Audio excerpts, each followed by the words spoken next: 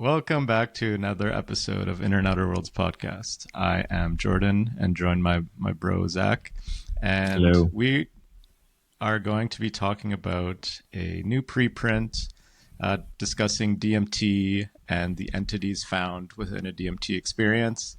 Surprise, surprise, us talking about DMT again.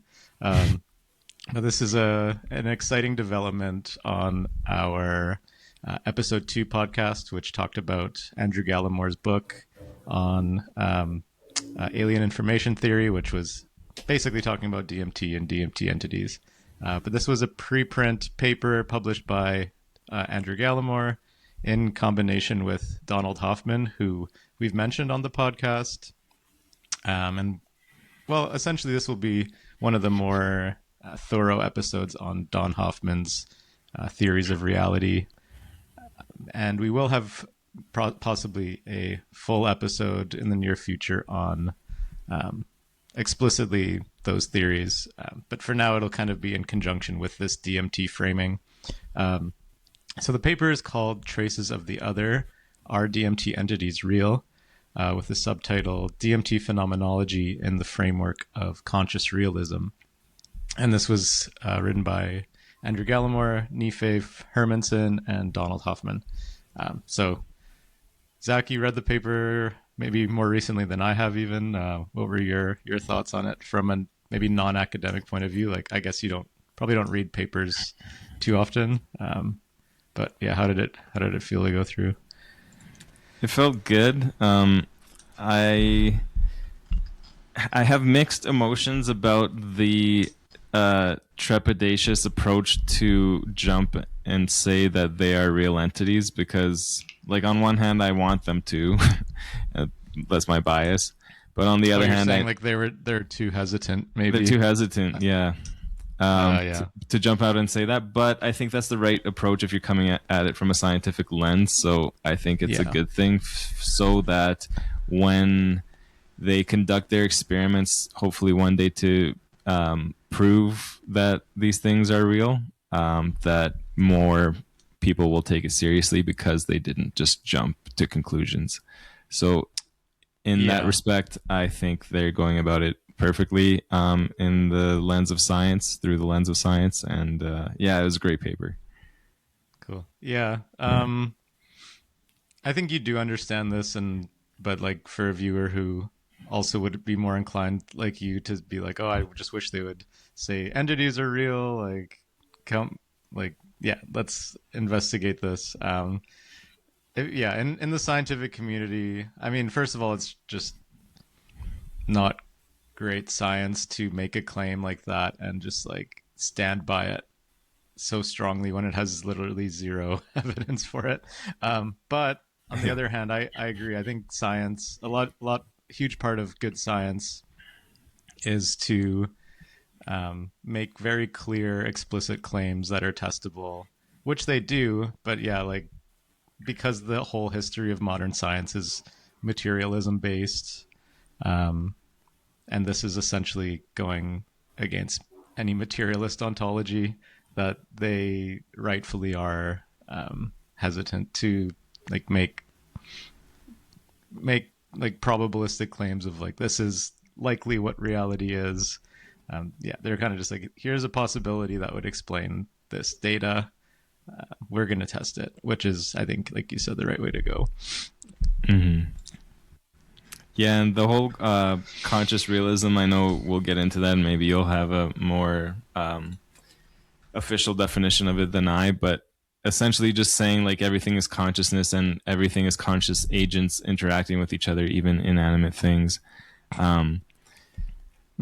Like that approach to perceiving reality, I think the more that they explore it is going to be found to be true. And I like that although they were cautious in jumping to conclusions, they still very much did a good job of perceiving the whole, like writing the whole paper and perceiving the whole reality through that lens throughout the paper, which made it all make sense, in my opinion. Yeah, I think it's like, if you're positing that DMT entities are real, there's almost no space for that within a materialist ontology. Like, no, it at the very best, it would be at like the bounds of like quantum dimensional stuff that is still like physicalist ontology, but it's like, okay, oh yeah, like in his first book or our podcast episode 2, like I would say that is still like materialism compatible, where he's talking about the universe as a basically a computer, like a cellular automata, and he's talking about how information could flow between like layers of that quote unquote computer. And with that, you don't need to like have these idealist or conscious realist ontologies. Like you could still think of that as like a mechanical system, which I right. think is also a reasonable way to do it. But it's like, yeah, kind of pushing the limits of materialism. Whereas, as we'll get into with this paper, it's maybe more natural once you've dissolved the reliance on materialism. Yeah, I mean, we will have full episodes on why like materialism is likely false, and why something like conscious realism is a good enough substitute, at least to start these investigations with. I'll just start by saying like you're never actually proving anything with science. When it comes to like testing scientific theories, you're never like putting evidence together and piling it up to some culmination of we've proved this theory to be true. So we will never prove that, especially with like a metaphysical theory of conscious realism, we'll never prove that it is true. Like this is 100% what our reality is. But nothing is proven to be true, is what you're saying, right? Like even yeah, in our world, nothing can be proven to be true. It's just that it's more of like a negativist thing where you're falsifying your theories. Where if I make a theory about the universe and I test it, and all of my tests show that my theory's wrong, then all I can do is say, oh, this theory's wrong. But that's quite a bit different from making a theory and getting all these tests that are consistent with the theory. No matter how many tests I do, even if I do 1,000,000 tests, that will never prove that it's right. It just gives support for it to not be wrong yet. But there's always a test that could be done in the future that shows that it's wrong, or at least not the full truth. So like this has happened a lot over the history of science, where theories are good enough that most tests that we do, you might be inclined to say, oh, this theory is proven. Like Newton's theory of gravity up until the 1900s would be proven if you had this like false epistemology of like, oh, we can prove a theory. But then Einstein comes along and then proposes a different theory of gravity, where you can start doing tests with that and realize, oh, Newton's theory is wrong. But it's still a very good theory because it can do most of the physics that we care about. right. So I just want to like preface this discussion by saying like we will never be able to prove that materialism's wrong and that conscious realism is right. But by doing tests that they propose in this paper, you could start to at least disprove or begin to falsify one or the other, at least further than it currently is. Yeah, like what I'm hearing is all theories that are tested and consistent with the theory, it's like the best we know so far. Yeah, and that's kind of the only way you can do it. It's like a admittance of humility, basically. It's like, oh, I'm not powerful enough to prove without a shadow of a doubt that my theory is right. But by testing it more and more, I've subjected it to possible falsifications. And if it's not falsified each time I run my different tests, then I can be a bit more confident that this is a good enough theory. But, the new best that we know so far, and then it'll be expanded, and as more things are known by the world. So currently, like, it's also different because we're getting into metaphysical territory, and metaphysics, kind of by definition, is Beyond beyond the physics. physics that we can test. Yeah. But you can make logical arguments about these metaphysical theories like materialism, idealism, and so on, which is how people argue over the millennia, I guess, over the past at least few hundred years of like what reality is like. And the tests, like for instance, that we'll get into with this paper, can at least like help you build your argument in favor of one or the other. But it's a bit separated from scientific theory testing. Yeah. Right. Okay. Yeah. So basically, for those who are unaware of the effects of DMT, this is a psychoactive compound that we've talked about a lot on the podcast. It's found all over the place in nature. But to actually synthesize it, to extract it, is a complex process. But it's been used for thousands of years by ancient traditions in like South America, and in our modern society we have access to DMT, and so on. And if you either smoke it or inject it intravenously, or there's other ways of administering it, you get a rapid onset of these intense fractal visuals, often accompanied with essentially teleporting you into another very stable and coherent reality that some people often describe as feeling more real than their normal reality. And within this reality, it's often the case that people encounter what are called entities, which many people will interpret that in different ways. Like some people call them aliens, some people call them like kind of like animalistic or elvish or robotic. So there's different characteristics that these entities take on. Some are like very godly and take up your whole vision and feel like they could delete you with a snap of their fingers. And some of them are like tiny little gnomish creatures that are kind of just like playful and very innocent. So there's like a wide range of what these entities are. And the typical like materialist view would be, oh, this is all a hallucination by your brain. And okay, yeah, fair enough. I think that's, while it's dismissive, I think there's nothing to really ground, at least nothing yet in our theories or our view of reality that can ground these entities as being real, at least when all you've studied is like Western philosophy and science. But as they get into in this paper, more Eastern traditions of philosophy, and if you're a bit more open-minded with your science, you can start to actually ask like, okay, yes, this is probably a fantastical statement to say, but like, are these things real, and can we study that? Definitely.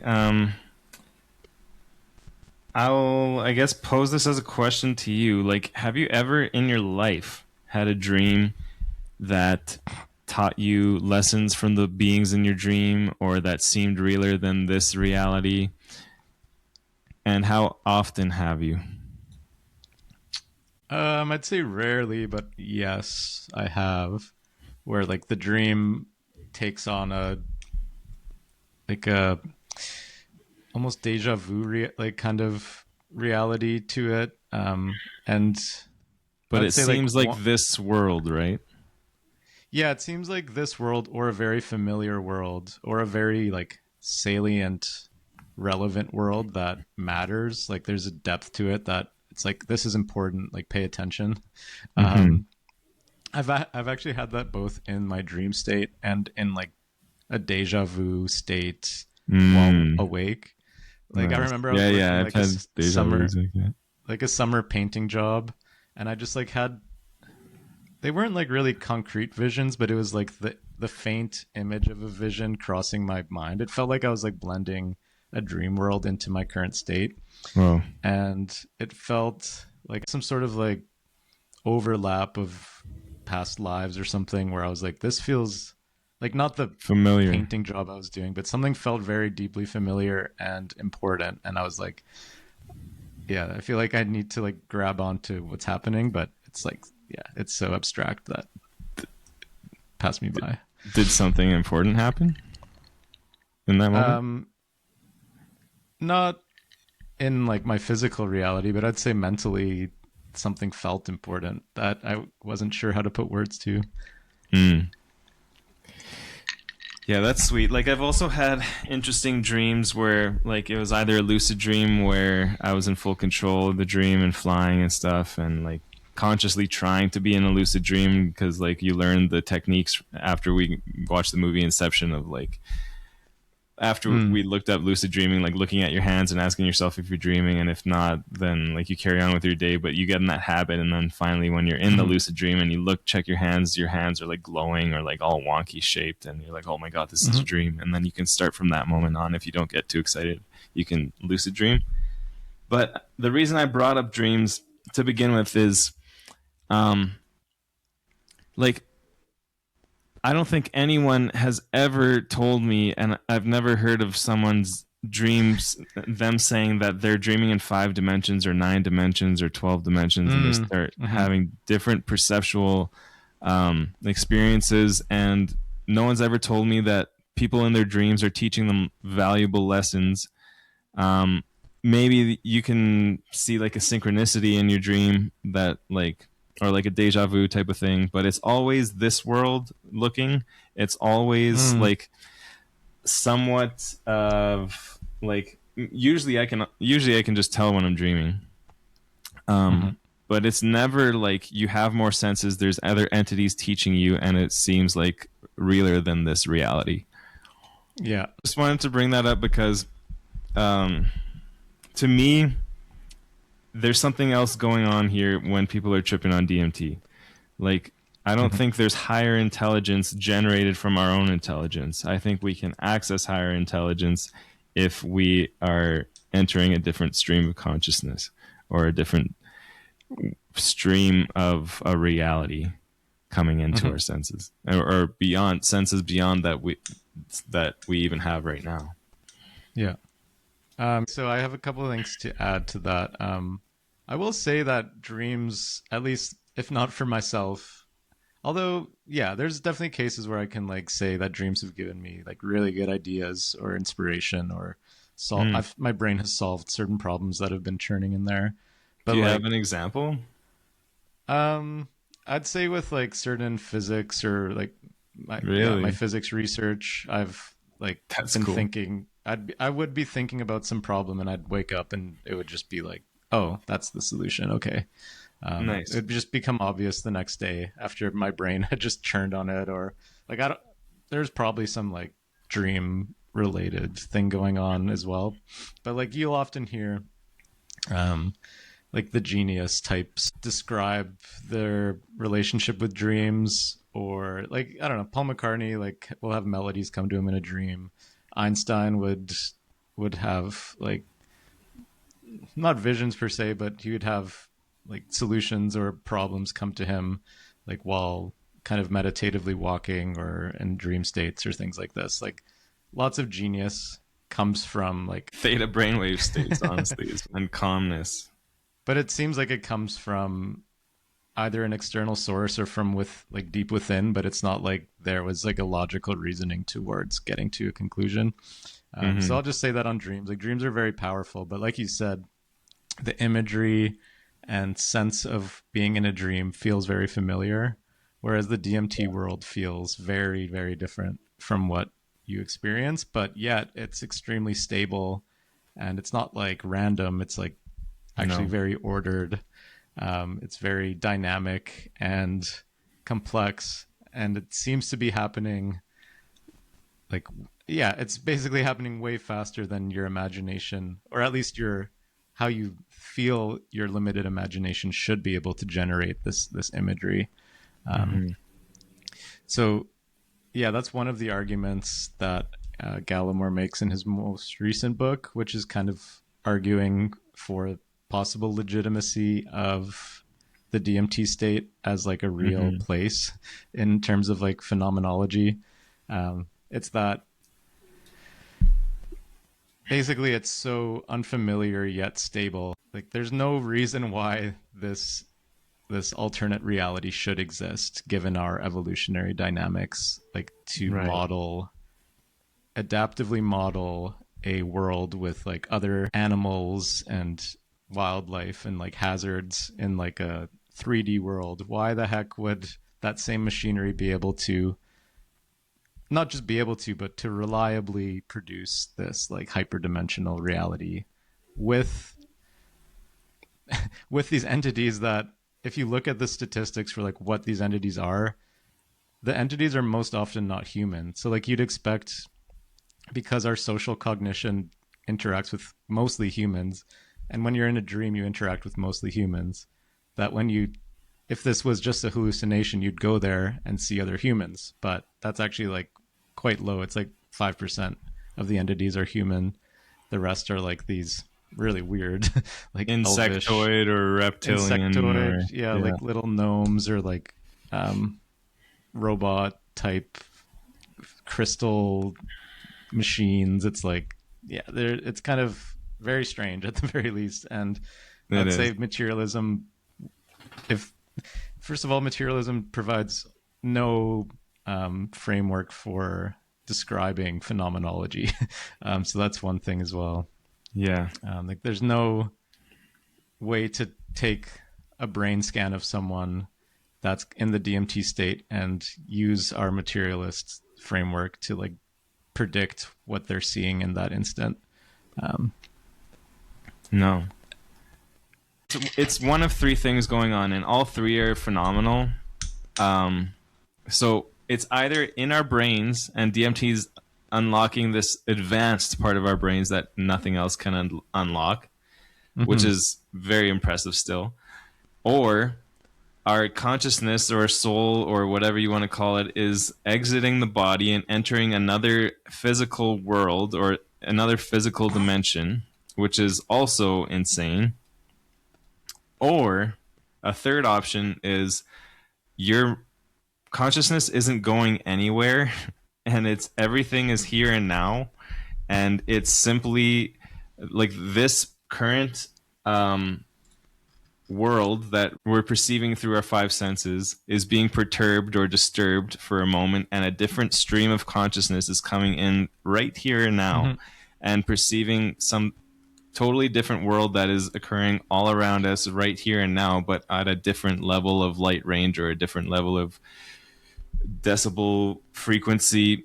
And I'm not sure exactly how, but yeah, even that is like maybe too limiting to, I guess, sound wave frequency. To say it's like just a different sound. It's analogous to there being a different sound or light frequency.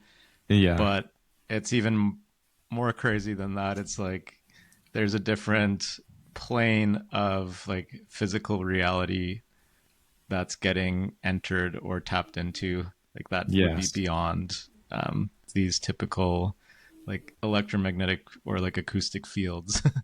So it's like even a bit more wacky, which, yeah, I mean, that's probably a turn off for many like hardcore materialists, but it's something you have to entertain if you're entertaining the idea that this could be real.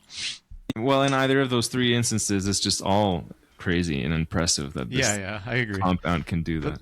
But yeah, ties into the paper, because the paper is essentially arguing for that latter case where nothing has changed. We haven't like transported dimensions, but our perceptual system has changed its tuning to tap into other informational sources that are present that we just normally tune out because it's maladaptive to be aware of those in your normal existence.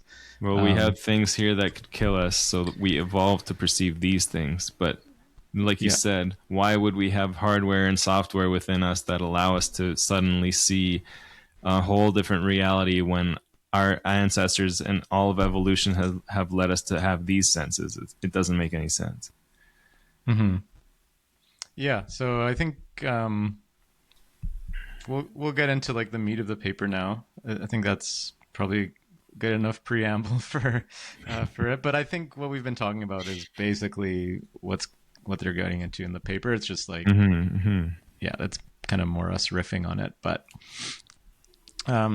yeah, so paper starts by them introducing this DMT state that we've been talking about. Basically, the problems of, okay, how would we even begin to look if this is real?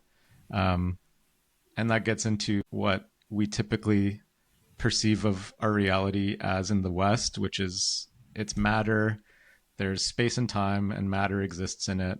And that matter has all of the causal power, where once you start combining all this matter together, then you get planets, you get suns, you get biology, you get humans, and eventually you get, with enough complicated matter tied together, you get the minds that we have, you get consciousness, and so on.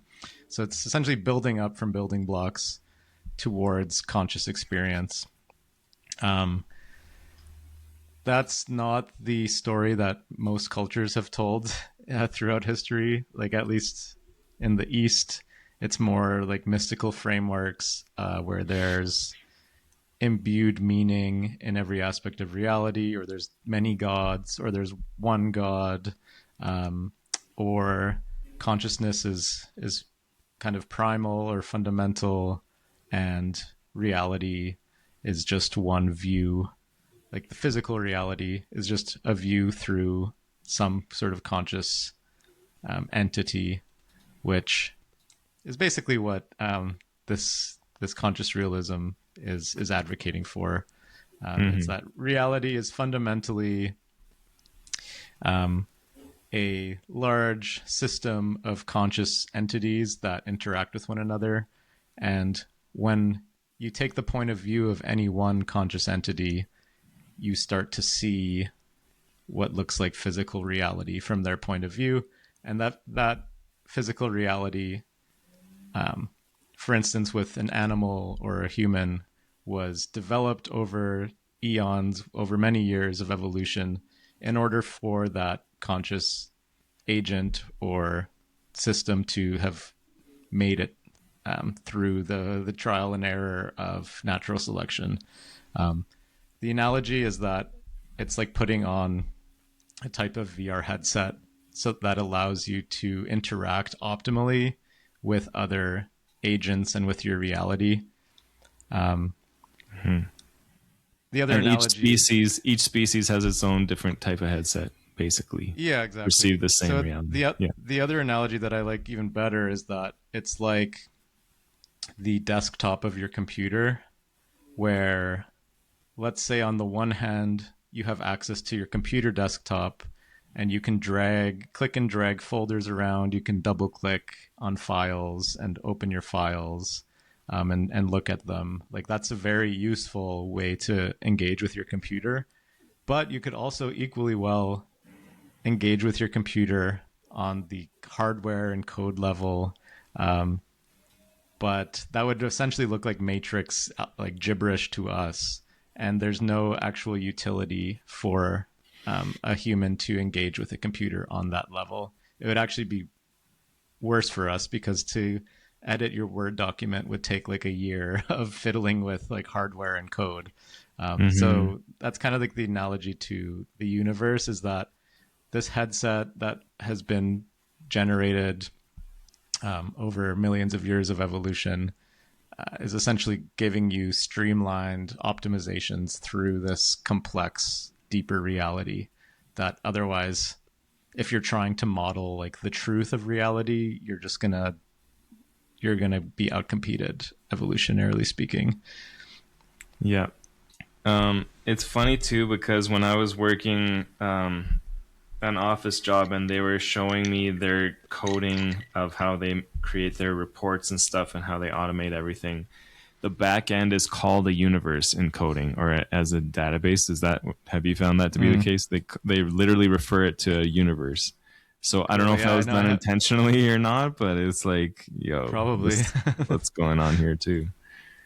Yeah. I mean, there's always like even deeper levels that you can go through with like getting lower and lower level to like from software to the hardware to like individual transistors. But thankfully, we're able to cut off the layer of relevance and only work at like, let's say, on an Excel spreadsheet without having to ever see code below it for the most part. Unless you're like a software engineer or a hardware engineer, you never need to worry about it. And that's kind of the same with our perceptual headsets, is that unless you take DMT or like a high dose of mushrooms or like crazy transcendental meditation, you never interact with those sublayers, and nor do you need to, nor should you, because you would just it wouldn't be adaptive to normal daily life. No. The other thing I've heard many times, and many people have found this to be true while they're on DMT, at least when they're coming back to this reality and they can perceive this reality, is if you shine a laser on a wall or whatever, you can see like code and numbers and letters and characters, or maybe not English, or like Latin alphabet, hieroglyphics floating through the air. So it's like, is this shit just all floating around us, and all we perceive of it is the icons like on a desktop, like the physical reality that we see? I don't know. Yeah, I mean, it's funny. I'd still be curious to try the laser experiment. Me too. Actually, there was a podcast I was listening to with the guy, the DMTX guy that I sent you, who's done the most DMT of everyone. And the guy interviewing him said he tried this laser experiment, and instead of seeing the characters and hieroglyphics, he just saw like infinite dicks. And the guy thought he was kidding at first. He was like, "Oh, haha." He was like, "No, it was actually infinite dicks." And I took that as like they're saying like "F off," like we don't want you looking at this, or like don't worry about this stuff. So, yeah, you're not ready for this. Yeah, that's funny. Mm-hmm. Yeah, so basically, the theories of reality, materialism is quite a modern phenomena. I mean, it's been discussed thoroughly by like ancient Greeks, but it's mostly since like the Renaissance and scientific revolution that materialism has really influenced and kind of been the backbone of our society. But this is something we've iterated before, is that subjective experience, like the visual scene we see right now, tastes, smells, sounds, all of this is basically incompatible with materialism. Like there's been essentially nothing that anyone's been able to explain from a materialist lens in terms of how these subjective experiences could ever come up from combinations of matter. It's essentially like different categories of existence, like an experience versus like a list of numbers or facts. It's like these are like incompatible things. There's no list of facts that I could ever make that would describe like the taste of chocolate, for instance. Like, so you have to really get around this, and this is called the hard problem of consciousness. And I view the hard problem of consciousness as not a problem that needs to be solved, but more of like, in philosophy we call it reductio ad absurdum, which is like pointing out how absurd your premise had to be to reach a conclusion. And it's basically an argument that the conclusion that materialism can give rise to consciousness was an absurd argument to make. Mm-hmm. Yeah. So it's like this. There's nothing in materialist ontology that could give rise to subjective experience, and yet we have a subjective experience. So therefore, like the logic would go that materialism can't be your fundamental reality. Mm-hmm. So this is kind of what we're struggling with in general. And there are lots of theories of consciousness that are compatible with like an idealist or conscious realist framework. Kind of the most popular one is integrated information theory, which starts with experience, which I think is the right thing to do, mm-hmm. and to work with dynamics of experience or structural components of experience. It has like a set of axioms, and it's like a proper theory, and that's kind of referenced in this paper and by a lot of like idealist thinkers as at least a good starting point for what a theory of consciousness could start to look like.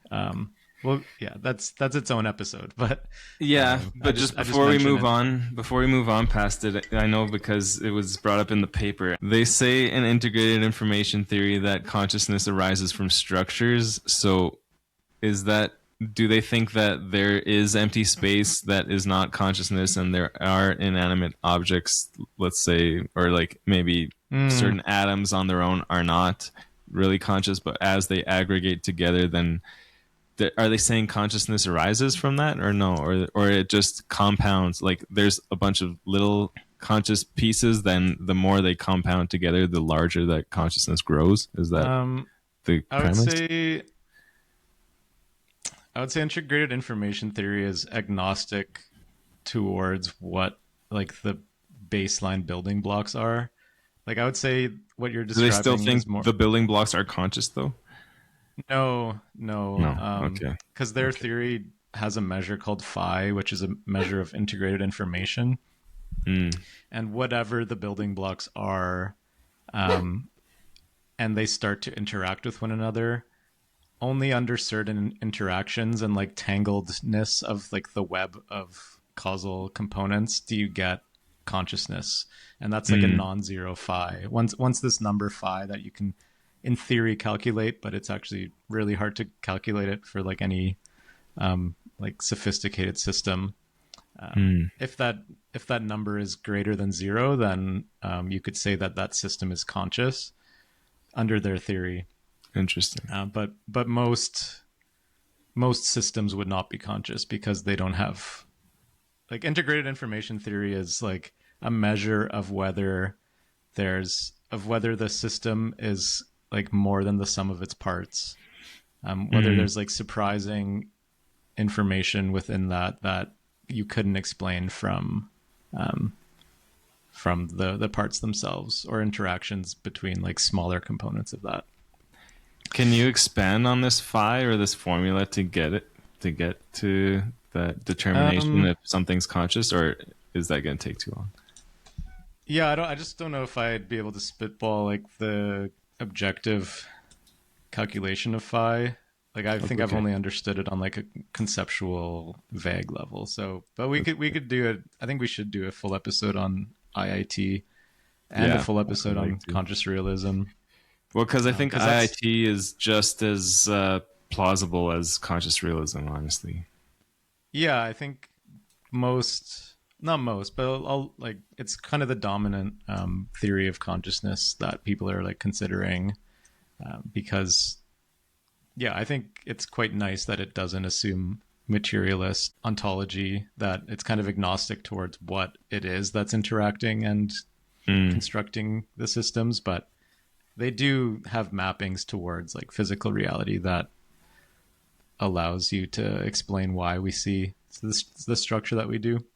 But conscious realism also has those mappings, which we will probably get into now, because with math as well. Paper, it has its own math. It's definitely less explored than IIT. IIT is like quite dominantly, quite elaborated upon and by different academic groups and things. But I'd say conscious realism still like kind of emerging mostly. I mean, there's work on it that Hoffman and his like students have been doing, but it's not as, which is great. Yeah. Okay, before we move on to the math of conscious realism, I'm just curious because I haven't done a bunch of research on it lately, but is it the same as panpsychism? And if not, do you know what the difference is? No, they're not the same. Panpsychism is basically take your physical reality of particles and fields and space and time, and you add on the extra bit of theory that these components are conscious fundamentally. Mm-hmm. So it bypasses the hard problem of consciousness, because normal physicalism says, no, these are not conscious. They only combine to be conscious. Yeah. But panpsychism says everything in physicalism exists as such, but there's this little like essence to it that each thing it's kind of like in itself. It's kind of vague. Yeah, has consciousness. Like an electron would have some proto consciousness. That you wouldn't like. There's something it's like to be an electron or to be a proton, but it's such like a base layer of consciousness that it's not really like too sophisticated, for instance. And there's probably not math backing that. No, it's more of like a philosophical argument. Like if I had to say what my philosophy is, it is that. But I guess I haven't done enough research on like that term panpsychism itself. Yeah, I would say it's having that fundamental aspect of physical reality. You can actually do without like having that as your fundamental baseline. Like you can generate what we would call physical reality from just like a mental reality or like a consciousness reality. So like, which is more conscious realism. Yeah, exactly. So panpsychism is like physicalism plus saying that your physical things are conscious, whereas like idealism and conscious realism are like, okay, let's get rid of all the physical stuff. There's just conscious nature and relationships between. In conscious realism, it's specifically that reality is composed of interacting conscious agents, and these conscious agents have dynamics. So they have perception, they have decisions, and they have actions, and that's it. Yeah. And like, let's see what happens if you just have experiential states interacting with one another. Can you build up the physical reality that we see? And I'm forgetting in the paper, but I remember the formula. Yeah, it's like perception, action, decision together. But do those three combine to form experience? Is that what it's saying? Or qualia? Yeah, so they call it the qualia kernel, which so it's basically like, let's say it's basically your experience, and like, it's because your experience is not just passive, it's like your actions in the world as well, and your model of the world and all like the internal decision making machinery. So it's like the qualia kernel is basically what you're passively receiving, all the processing inside, and then your actions back out into the world. And we're very sophisticated conscious agents, but we're built up fundamentally from networks of tiny little conscious agents. The deeper you so they say in the paper, so they introduce conscious realism, which abandons the assumption of mind independent physical objects altogether, instead proposing that reality is composed entirely of interacting conscious agents, as we have been discussing. It's this network of conscious agents that gives rise to the experience of space, time, and the objects within it. And then the question is not how does consciousness emerge from physical matter, but how does the experience of the physical world and its laws, as we humans know them, arise from the interaction of conscious agents. So it kind of flips the perspective, which feels gross as a materialist. And I've been there in the past. I'm like, what are you talking about? The physical world doesn't exist. But the more you kind of like stew on this hard problem of consciousness and stew on the primacy of your conscious experience, you're like, oh, obviously, like something like this is more natural than like a theory of materialism. Yeah. Well, because if you keep asking the question, what is this based in? You eventually get down to the point where it's like, fuck, this is just based in like what I heard from school. Like these cells are just vibrating together. Okay, what's that based in? And then there's nothing. And it's like, oh fuck. Oh fuck, actually. This could all just be mind or the mind of God or the shared mind we all have, or just consciousness itself interacting with itself. Well, I think, for instance, if we like linger on that kind of framing in the context of religion, for instance. Like when you grow up, you get taught this religion and you're like, oh yeah, clearly there's a God and all this stuff. But then I'd say like when you're a teenager and you get exposed to like atheism, you reject completely all the religious thought that you've had in your Mm-hmm. past. That was But my then I path. think Yeah. that was my path too. But then all of a sudden you're like, oh, why am I just full on rejecting this? Like these ideas are actually really interesting of like, is there a God? Is there a creator? Is there like an all-knowing, all-powerful, whatever it is? Mm-hmm. And you can start to engage with those ideas a bit more critically and openly, because Yeah. fundamentally they are like important ideas to think about. So yeah, it's kind of good to not just fully reject what you were raised with. Like for instance, Totally. materialism. It's good to not fully reject that, Right. but It to serves use us the on a good certain component. on many levels. Yeah, yeah, exactly. So does religion, and I think the thing with religion, I'll just mention very briefly because I know we want to move on past this, but the thing that turns people off it is the philosophy that there's extreme judgment from the creator, and I don't think Mm-hmm. that's true. And I think that was a control mechanism that human beings added so that people would stay in Mm-hmm. line and for the purpose of control, which I also understand.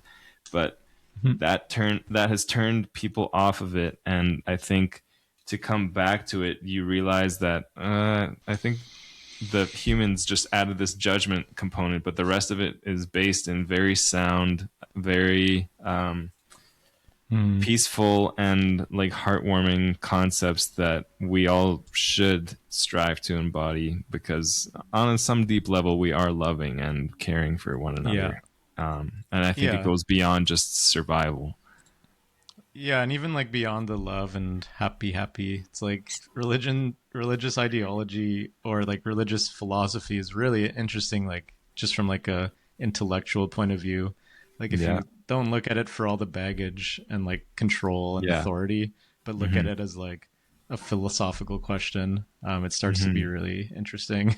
Totally. It's like as soon as you can look at biology beyond the memorization that you have to do in school, and you look at it for Mm. like What it complexification actually is. Yeah. of what it actually is, and look at the cool ideas within it, then you're like, oh, this is a completely different subject.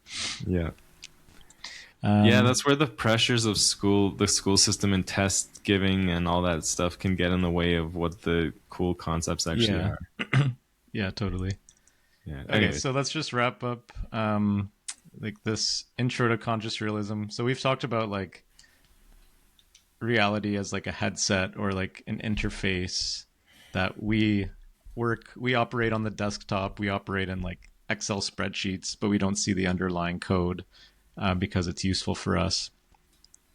Basically, Donald Hoffman in previous papers has shown that if you get evolutionary entities like tigers and monkeys and hyenas, and you simulate those, and they're trying to get food and trying to survive in some reality. Um, the entity that sees reality for what it actually is, that sees true reality, tends to get outcompeted 100% of the time versus other entities that just see fitness payoffs. So like Hmm. if you see the so if I see a red apple as like a tangible object and I understand my relationship with it, like, oh, this fits in my hand, that it's like this close to me, I can get up and go grab this red apple. That's much more competitive than if you were seeing like all the atoms in that red apple. You don't see anything, you don't see redness, you don't see even the apple, you just like see this like vague field of like code or atomic quantum waves or something. um, Hmm. that would take you like a million years to compute, like how do I get up out of my seat and go grab this red app this it's not even red to you because you don't have that This machinery. cluster of So atoms. yeah, exactly. So Yeah. that's not competitive to see like the true reality. Do you know how So they were able to observe that in their simulations? Like, are they observing conscious agents within a simulation or something, or how is this occurring that no, they so can it's like determine that those who see the truth are have a competitive disadvantage? Yeah, so as far as I understand, it's simulations of evolutionary game theory, where you have your entities modeled by some like decision matrix of like, there's food. What's the probability that it goes and gets the food? And if it goes to get the food and there's a competitor there, like what's the probability that I get killed by this predator, or that I succeed and get this food before the predator? So it's like you can build complexity into like what you're simulating. Mm-hmm. Like the most simple one would be like, it's like lion and dove interact. Does like, if the dove stays for the food, there's like a chance that it gets killed. But if it doesn't stay for the food, then there's a chance that it starves in like a day or something. So you can like, you can start to get like actual numbers out of these probabilistic scenarios. And then you can start to simulate, okay, what are these things interacting with? Are they interacting with like the true dimensions of reality, or are they interacting with like linear combinations of those true dimensions that are what you would call fitness payoff? Like, are they seeing food as food, or are they seeing food as like geometric things? And you can Right. I start just don't know to, how they can determine that or measure that in a simulation. Like, how can you do you yeah, it's program all, that in somehow, or like scatter, like just be like this many would probably have a scattered brain and observe things not as they are. Like, I oh, don't I know how see. they Like, program that. um, yeah, basically your simulation knows what the reality of the arena is. Yeah. But each perceptual agent would see that reality in a different way. Mm-hmm. And basically, if you have an agent that perceives what's actually coded into the reality, um, and they try to act in that world, then they act much less efficiently than the agents that can see like different combinations that are most relevant to them gaining food or getting water or Mm-hmm. Right. killing something. Yeah. Um, so at the end of the day, like these simulations are all like code and assumptions and math and stuff.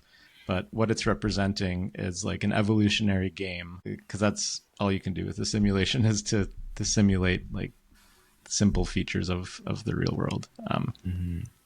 But yeah, basically you'd throw in 100,000 um, of the entity that sees true reality and 100,000 of the entity that sees fitness payoffs, and let them compete for resources. And you'd find that most of the time, actually all of the time, the thing that actually is alive long term is the thing that sees like the fitness payoffs and not true reality. Which, yeah, makes sense. Yeah. So yeah, like basically they're getting into that space time, and like matter itself is just one data format or headset for conscious agents to use in order to survive. And then yeah, gets into like the math and stuff, which I mean, we probably shouldn't go through like the full math, but we can at least get into the relevant bits that allow their hypotheses to take place. Does that sound good? Absolutely. If you want to touch on the math, I am curious, but if you just want to discuss the terms within the math, then that works too. Yeah. Yeah. I mean, let's go into it because I Because think I don't even know, like it's interesting. with the perception, action, and decision, like do you times that together to get qualia kernels, or I don't even know how they relate.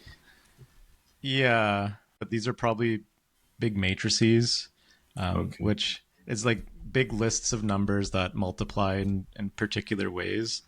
I'm also not showing this to the audience, so like Yeah, I'm not yeah. gonna. It's probably not worth getting into like the precise mathematical operations, but basically No. you have like, what is it, 7 different parameters in this theory. So each Mm-hmm. conscious agent is composed of 7 different parameters. Um, so again, the fundamental theory is that all there is are conscious agents. There's no space, there's no time, there's no matter or particles. It's just conscious agents, and they have possible experiences. So each conscious agent has possible experiences, which are described by this variable x. And you start to talk about the probability that a conscious agent has some experience x. And then conscious agents can interact with other entities. And there's specific rules that govern the interactions that are described by a few other parameters. So these other parameters are perception, decision, and action. So the conscious agent receives information about the world via what's called a perception kernel. Basically just some mathematical parameter p. You perceive that world, and that updates your experience via some probabilities. And then once you have that experience, you then make a decision. So that's another update of your experiential world. And by making this decision, that causes you to act, and that action then changes the world. So it's like this feedback loop. And then the world can then again change your perception, and then which changes your decision. Exactly. Yeah. So this is like a feedback loop of like perception, decision, action happening all the time.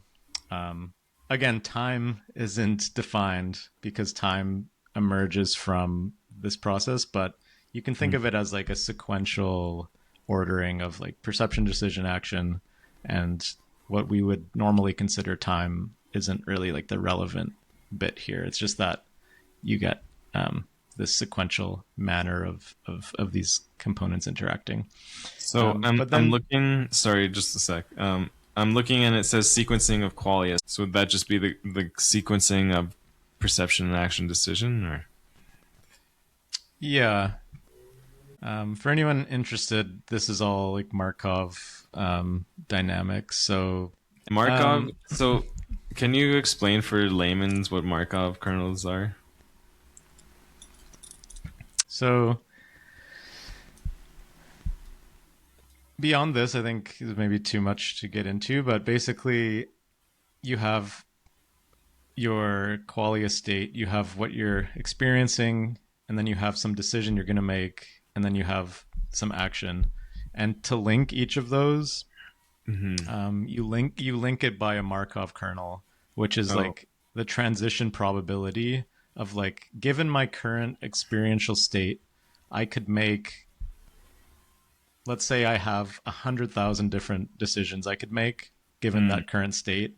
It's like, what's the probability I make decision number 1 out of 100,000 given my current state? It's like the probability, it's the transition probability of me into that next state.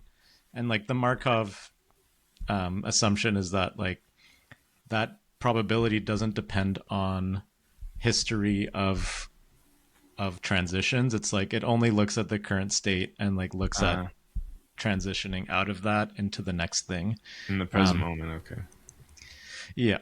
So I think that's like I mean, I probably also don't understand it much beyond that, but I think that's like the relevant bit to, so like a transition matrix. Yeah, it's a transition matrix out of my current perception into decision, and then there's another transition matrix out of decision into action. And then that action changes the world, and then there's another transition matrix back into what I'm perceiving next because of that world change. Okay, nice. Thank you. Yep. So each agent basically has what's called a qualia kernel, which is just this decision, action, perception loop. And these agents can then interact because let's say I'm agent A and you're agent B.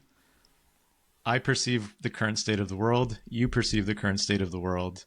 That causes us each to decide and then act back on the world. And each of our actions is perturbing the world a little bit.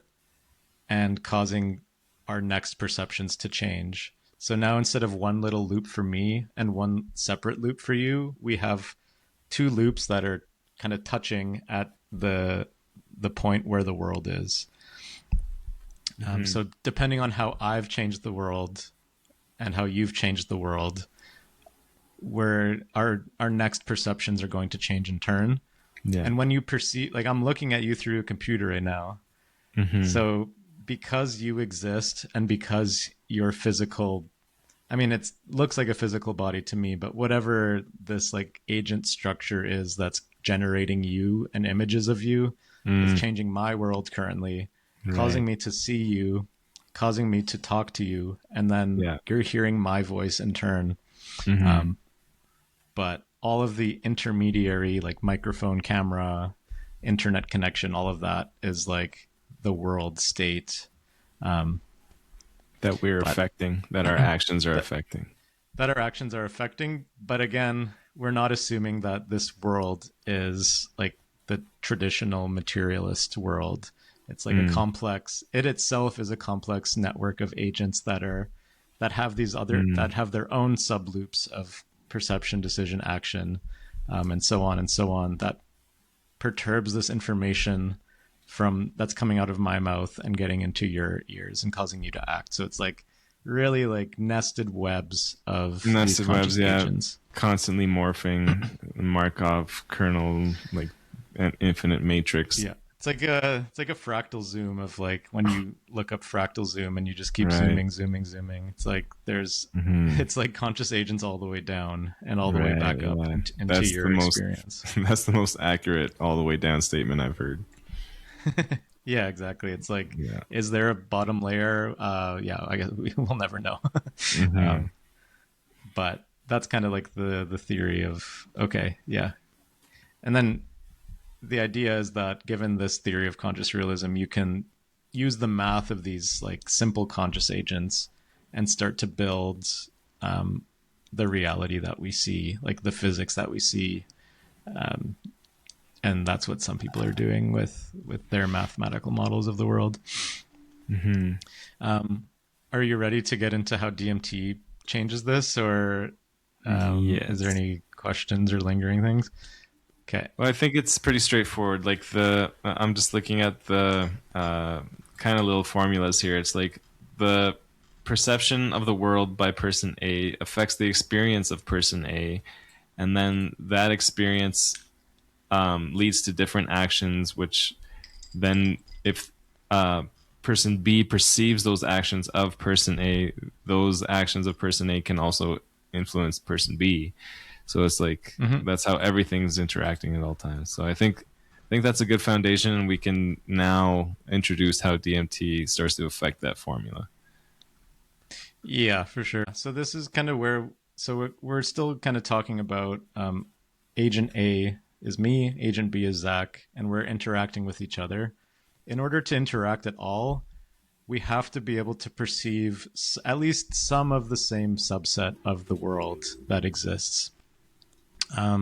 So I have to be able to perceive the realm that Zach is perturbing in order to know that Zach existed at all. Does that make sense?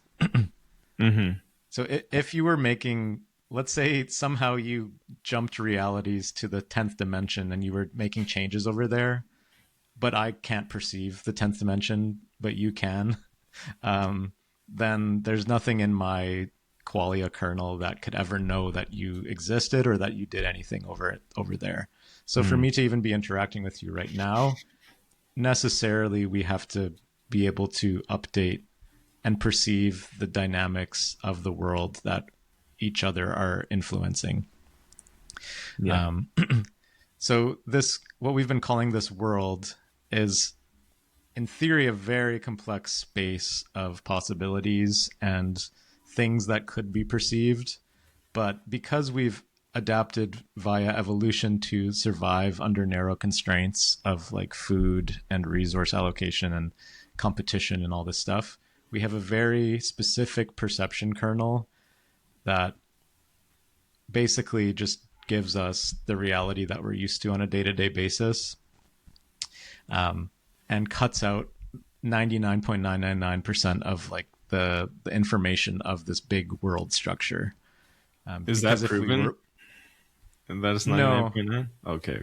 No, not at all. You're just saying, let's say within a physicalist framework, we can kind of say, like, we can still make that same argument of my brain is modeling only some subsets of aggregated physical reality, like objects, like cup, microphone, computer. Like, these are like very simple compressed objects. But if I try to model the full reality, first of all, I can't. Matter, of subatomic particles. Yeah. First of all, I can't perceive individual atoms or molecules.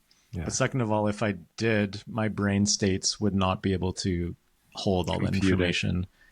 Yeah, or do reasonable computations on that. But like what they're saying in the paper here is it's a step beyond even that, because again, we're getting rid of physical reality.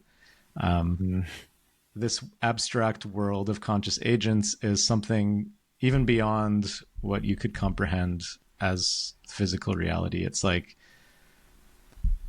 space and time aren't a thing. It's like vast relationships of like crazy, complicated phenomena and different agents. Possibly the ones that we're seeing on DMT are like some of those, for instance. So the whole idea is that there's this world out there, and depending on your current perception kernel, you can view different lenses on that world. And let's say right now I'm only seeing, let's just make it a simple number. I'm only seeing 99% of the world currently. But if I take DMT, it alters that perception capacity. So I can perceive 1% more than I could perceive before. Or let's say I'm not perceiving anything new. Like I'm fixed at 99%, but it's a different 1% that I'm able to tap into. Because when you do take DMT, you're not really in this world anymore. You kind of lose sense of your body and time and things like that. Like you have some aspect of who you are still lingering there. But all of the relevant like worries that you'd have in daily life are kind of swapped for this new reality. So you're kind of like, let's say you have like a big telescope that you're pointing in your eye and you've like moved it over. So now you're looking at something completely different. So that's kind of what the analogy is of like this perception kernel changing, is that you're now able to tap into a different perceptual mode. And you've made analogies like this in the past of like, oh, what would happen if we could perceive different wavelengths of light?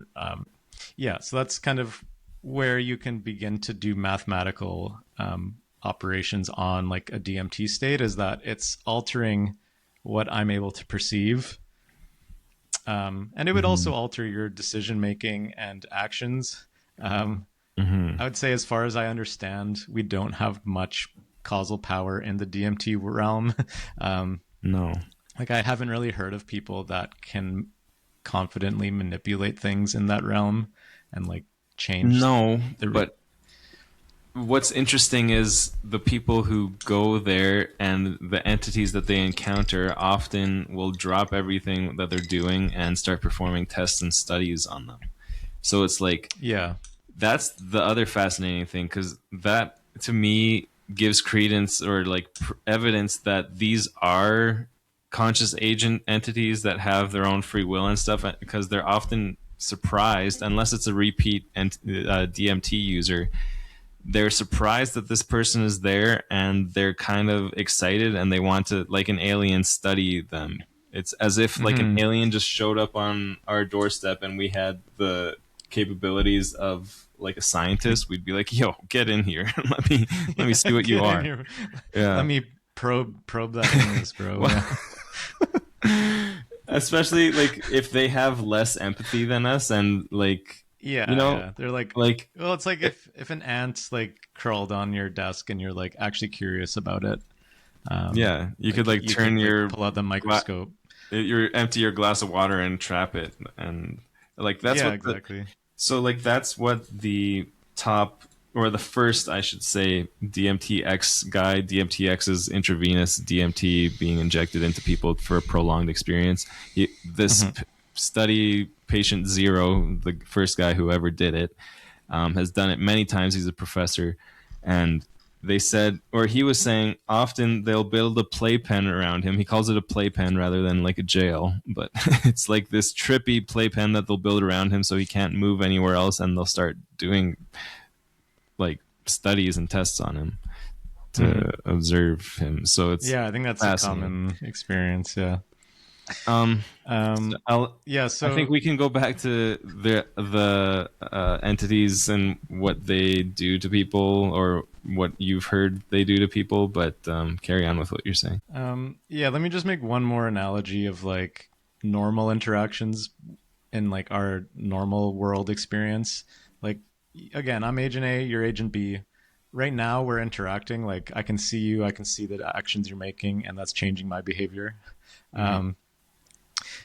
But if you go in the other room, I've lost that connection to you. Even if you're doing certain actions, I've lost this link. I've lost perception of you and your decisions and actions.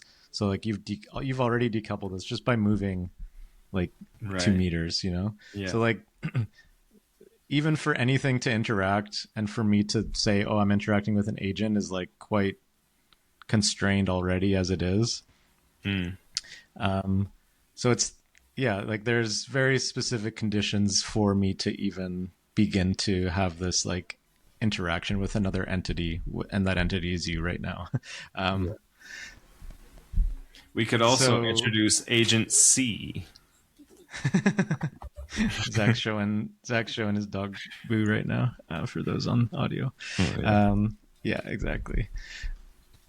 They say in the conscious realism framework, the distinction between agents and non-agents, i.e. inanimate objects, doesn't correspond to a fundamental ontological difference, but rather it reflects differences in how patterns of influence from other conscious agents are organized within an agent's experience. So what appears as agentic just corresponds to patterns of dynamics within the interface that gives rise to some qualia of encountering another agent. Like, for instance, whatever you are at your core, Zach, I'm never tapped into that at its core. I never perceive you. I only perceive your actions on the world. Yeah. So if I want to like hypothesize, oh, I'm interacting with another agent right now, I'm only seeing the result of its actions on the world. Not like the core of what that thing is. No. I will say though, like the first time I did LSD when I was 18, I was somewhat peering into how it is to be other people, because I knew word for word what they were going to say next. And like, that's, I don't know what you want to call that, but there's like different abilities that we can have to start to merge with other conscious agents. But even then, it was like, it was so subtle. I can't say like I was in their head at all. I don't know what their thoughts were. I just knew what they were going to say. I knew the words that were going to be spoken next. Yeah. And as we'll get into in a little bit, that's one of like the possible tests for DMTX, is like interacting in that realm with another person, or like exchanging information that otherwise was never exchanged in the real world, for instance, or in like our consensus world. So they just kind of list what different patterns can give rise to qualia that we typically call agentic. So like visual forms or motions, voices, intentionality, resistance, responsiveness, felt presence, informational content, and so on. Like this is kind of the typical ways that we're like, oh, we're interacting with an agent and not talking to a rock or a wall. So like they say, necessarily this includes the experience of encountering and interacting with another human being or animal, but also completely different experiences, such as talking to an LLM or simply feeling a presence, like when people have ghost experiences or something. And of course, hallucinations, such as internally generated experience of talking with a deceased relative, These are represented as agentic dynamics in our interface. So whether or not this actually relates to another agentic being relates to my own underlying dynamics, and also the structure of my perception channel, this experience space, this qualia kernel that we've been describing, like these different mathematical parameters of the theory.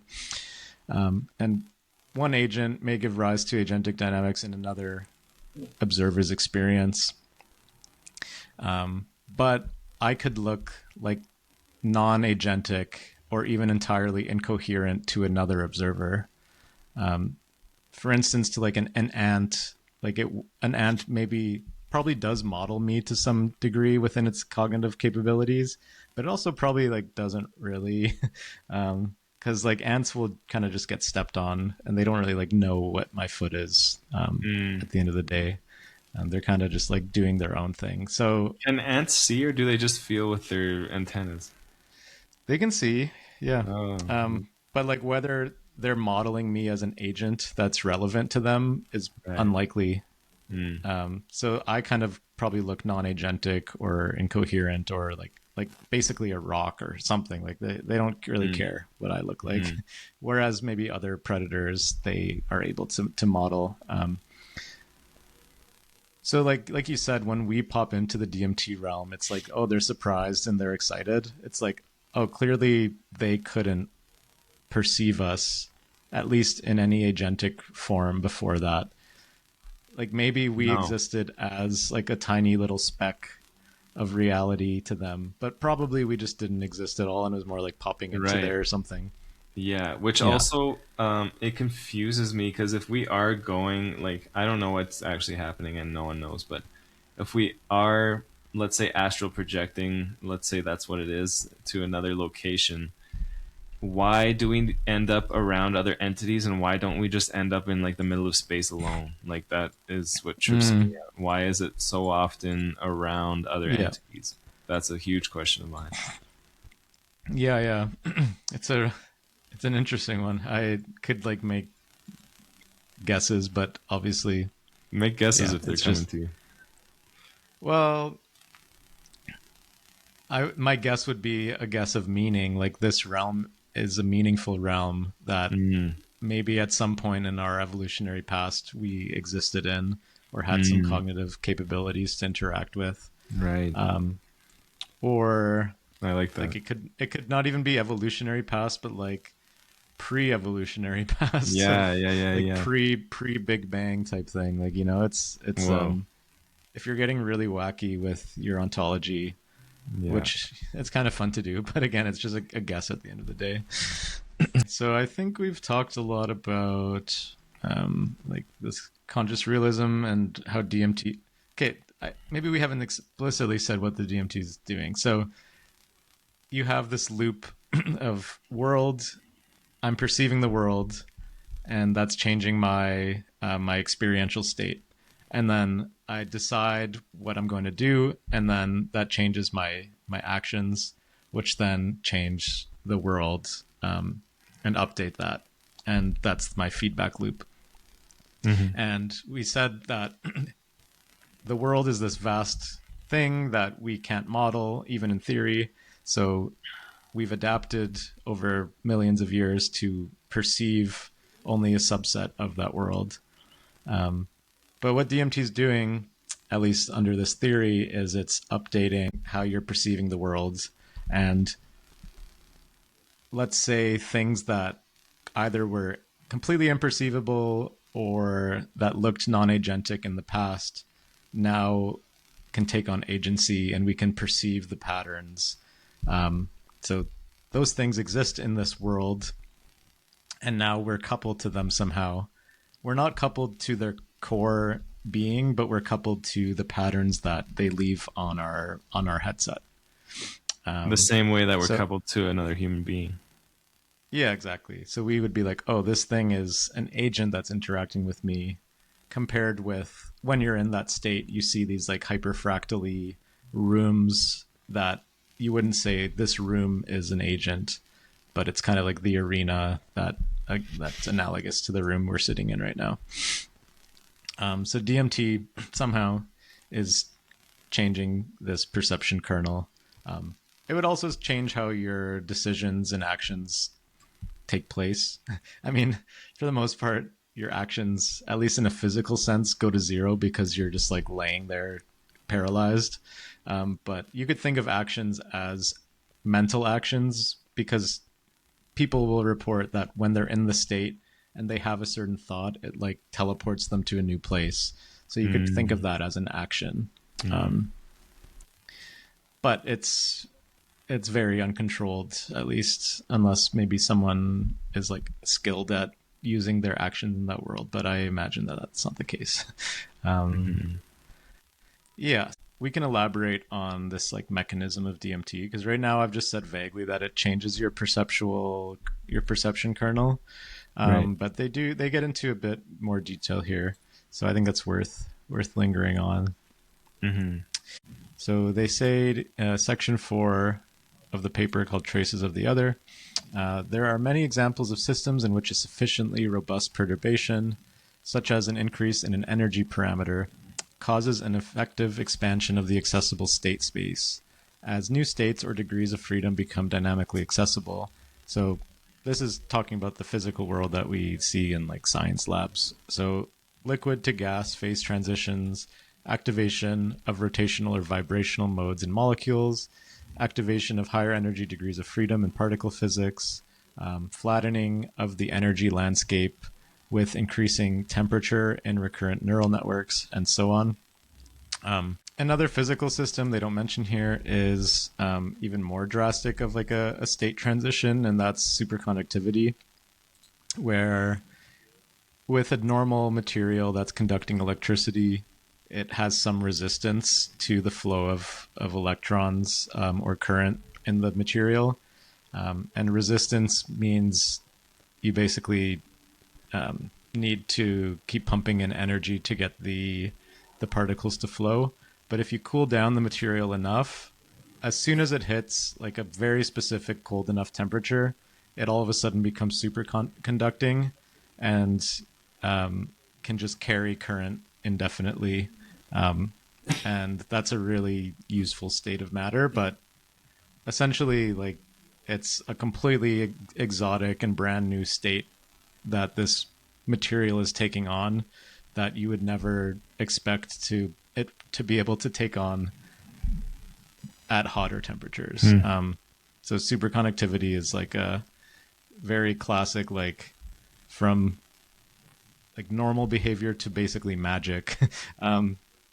But it has been explained since its observation, and it's been explained very well, and there's good reasons for it to occur, but it's just until you observe that, there's no reason that should be a possible state. And this is kind of like analogous to like the psychedelic or DMT state, where it's like until you get into that different dynamical regime, it seems like that should be impossible. So why were they so surprised when it happened? Just because they thought as you go to absolute zero that your resistance would get close to zero, but because you can never reach absolute zero temperature, you would also never be able to reach absolute zero resistance. But it turns out that curve gets to zero resistance well above absolute zero temperature, and they were like, why? But there's good reason for it. So they say in this paper in this section, likewise, multiple human studies have revealed that psychedelics, by stimulating a subset of neurons in deeper layers of the cortex, dramatically increase the entropy of cortical activity and induce a more fluid or hot state in which the cortex explores an increased repertoire of states and generally exhibits higher levels of neural complexity. So the subjective effects of psychedelics comport well with the observed effects on neural activity, indicating that the experience space is nudged into a more fluid and dynamically exploratory state outside of the consensus, which hints at kinds of dynamic complexity that might be required to support traces of normally imperceptible conscious agents. So they say at usual dose levels of most psychedelics, most users rarely report encounters that could be construed as the perception of otherwise undetectable agents. So like most psychedelics under most doses aren't going to generate all of a sudden agentic behavior. So it's very possible that it needs a very profound restructuring of the experience space to allow it to support traces of dynamics that would appear agentic. They go on to say, our working hypothesis is that some DMT entities might correspond to traces of conscious agents with Markovian dynamics that are, compared to consensus reality, highly unusual or exotic, and as such are normally imperceptible, but which can be perceived when DMT alters the structure and dynamics of our interface, thereby allowing human consciousness to reach areas of the experience landscape outside of consensus reality, where some aspects of the evolved constraints imposed by our qualia and perception kernels no longer apply. So basically what we've been discussing.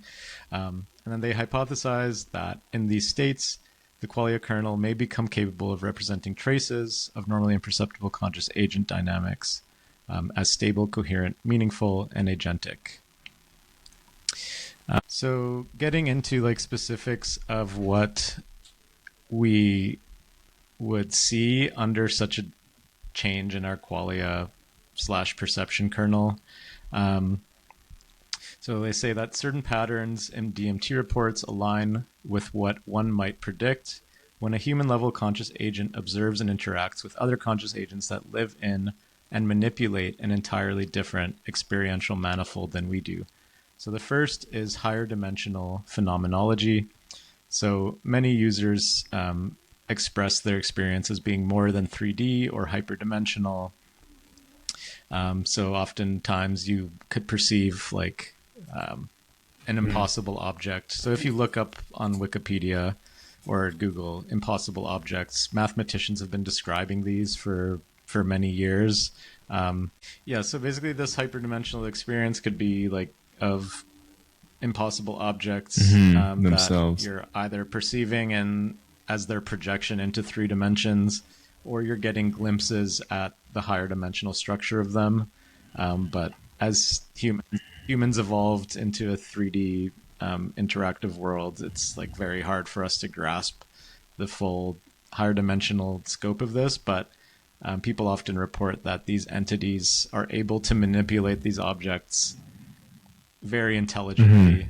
Like it would be as if like I'm spinning a ball in my hand, and like that would be very easy for me. Similarly, like these higher dimensional beings would be able to like rotate objects, and it would look impossible to us. It would look like a wall of the object is going through another wall, or like things like that. But to them, it would be trivial. Okay, so I'll just say one last thing about this hyperdimensional geometry. And this is kind of like a theory for what might be going on in terms of like our specific perception capabilities. It's that you can think of a moment of experience as a distribution of some finite limited energy across our perceptual and cognitive capabilities. And this energy is getting redistributed over time, where like new experiences are coming in, and then those experiences are decaying away kind of at the same rate as new experiences are coming in. And that kind of gives you a stable flow of time and a stable space that you're experiencing. So there's a balance between the rate of incoming experience, for which our mind is detecting symmetries and structure, and then the rate at which that decays. But they say psychedelics and DMT in particular are proposed to both significantly slow the decay while increasing the sensitivity to the structure that is coming in. So basically all of these patterns are accumulating faster than they can actually decay, and they're just building up, and you're actually seeing like what that looks like in terms of hyperdimensional dynamics. So, yeah, the internal dynamics of experience begin to exceed what can be stably represented within a three-dimensional geometry. So your phenomenal space reorganizes into forms characterized by non-Euclidean curvature, higher dimensional symmetries, and increasingly complex relational structure. So this gives you a regime in which experiential objects can exhibit coherence and stability despite possessing relational properties that can't be faithfully represented in three dimensions. And interpreted through the conscious realism framework, this suggests the DMT user's consciousness has been pushed into a region of experience space outside of the consensus reality that supports representations and transition dynamics that are normally inaccessible by humans. So now the other experience of changing your qualia kernel by DMT is that you get extreme complexity and otherness. So this is section 4.2. So if DMT allows us to perceive conscious agents with entirely different Markovian dynamics that we're used to experiencing with other agents, we might expect them to appear very complex and entirely alien. So the subjective impression might be as if witnessing a supremely advanced technology or intelligence far beyond human capabilities, and indeed that's what most people report. So one report describes an entity materializing the most complex and impossible shapes, transferring as much mathematical and geometric knowledge as fast as possible, and they felt that this information was basic knowledge in their world, like us teaching our toddlers squares, circles, and triangles. So another experience is a liquid mind ecology of staggering and alien complexity with geometries transcending what is even vaguely feasible in this three-dimensional mundane world. Crowding and cramming themselves into my field of vision were thousands upon thousands of beings of every imaginable sort, and many that were completely unimaginable. The primordial intelligence being manifest before me was palpable, undeniable, transcendently amazing.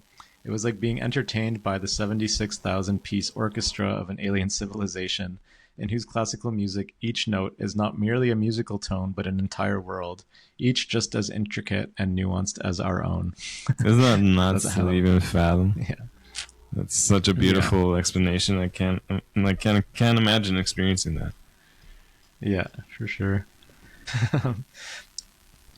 So they say if DMT does indeed allow us to perceive and interact with normally imperceptible conscious agents, we would expect the entities to exhibit behaviors or provide information consistent with such an interaction.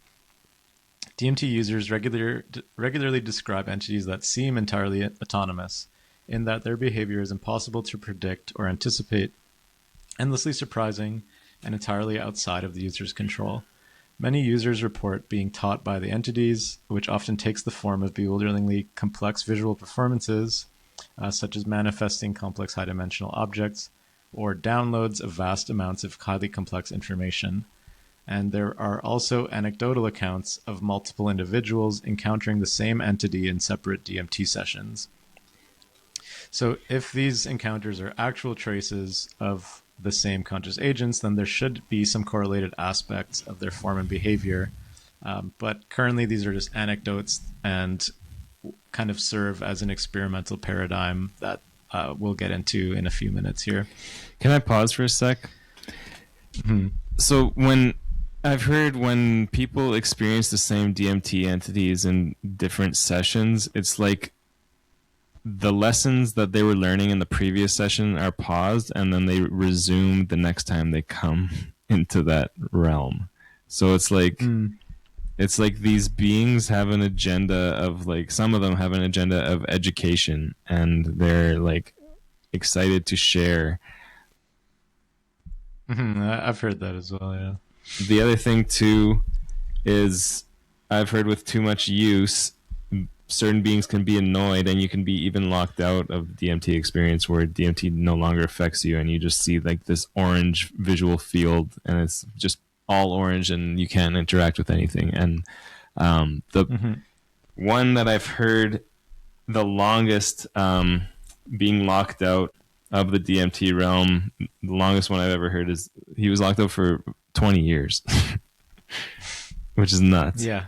And then and then eventually was led back in. But it's really interesting. Like, they don't want you to abuse it, and they want you to still experience in your reality, because apparently we're not meant to be there all the time. Mm-hmm. Yeah, it's interesting. I hope that this gets studied a lot more so that we can figure out what's going on there. I'm excited to hear what you have to say about how we can study it, but we'll continue. Yeah, I mean, I'm, as a brain imaging scientist, I think it would be really cool to look at like some brain imaging study of people that are locked out of DMT versus those that aren't. Totally. To see if there's any correlation of the brain activity with that. Yeah. If you had access to a lab, I think it's just a matter of inviting them over, because I'm sure they'd be so willing to have it scanned. Yeah, for sure. Yeah, so that gets into experimental paradigms, which, I think is kind of like the core scientific component of this paper. So Zach mentioned DMT-X, which is extended state DMT, and that's intravenously controlled, basically a DMT drip that keeps you at a stable experiential state for like an hour or more, or less, whatever, however long you want to put someone in there. Yeah. So you can begin to explore the state much more reliably than you otherwise would under, let's say, a bolus injection of DMT or smoking DMT, which is like a 5 to 10 minute experience. I also have to mention there's going to be a new DMT-X resort where you can go and have this like all-inclusive thing and have like great food, healthy food, and they have a massage and then drop into your DMT session for the day. It's like, that sounds so beautiful and cool. That's wild. Yeah. It'd be so interesting. Yeah. So basically, like, that's kind of the baseline for how you can begin to study this. We'll get into like specific experiments that they propose, but basically they say like the standard approach to studying phenomenology hasn't really changed from the early studies to the present day. So you would administer the drug to a volunteer, often selected only on the condition that they've had some prior experience with psychedelics. And then immediately following their experience, you prompt them to report their experiences using some questionnaire. So this is like the standard way of measuring phenomenology of psychedelics. But they're saying we ought instead to be sending mathematicians to analyze the apparent non-Euclidean structure, symmetry groups, and invariant features of the space, linguists and semioticians to study the structured language, symbolic systems, and apparent grammars used by the entities and embedded in the environment, anthropologists and comparative mythologists to identify recurring motifs, archetypal forms, and cross-cultural regularities, and computer scientists and complexity theorists, physicists, phenomenologists, and philosophers of mind. Basically trying to map out the structure and dynamics of this state. And now that DMT-X is reliable, I think that's undergoing. So that's really cool. Are you going to be one of the physicists that goes? I would like to. You should be. Yeah. We'll see. Okay, so let's get into section 5, which is the proposed experimental research programs for studying this DMT state.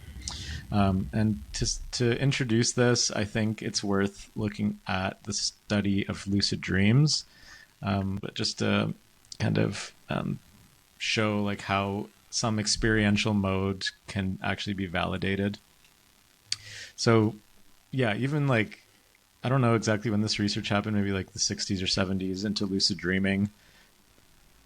It was kind of like a he said, she said type thing of like people that could lucid dream would say, oh yeah, I'm like aware in my dreams and I can control what's happening in my dreams. And other people would be like, oh, I don't believe you. I don't think that's real. I think you're making that up. And there's no way to test that, like, because it's a he said, she said. Right. But like this book called Exploring the World of Lucid Dreaming, he kind of outlines like how do we get past a he said, she said, and like actually validate that an experience is taking place.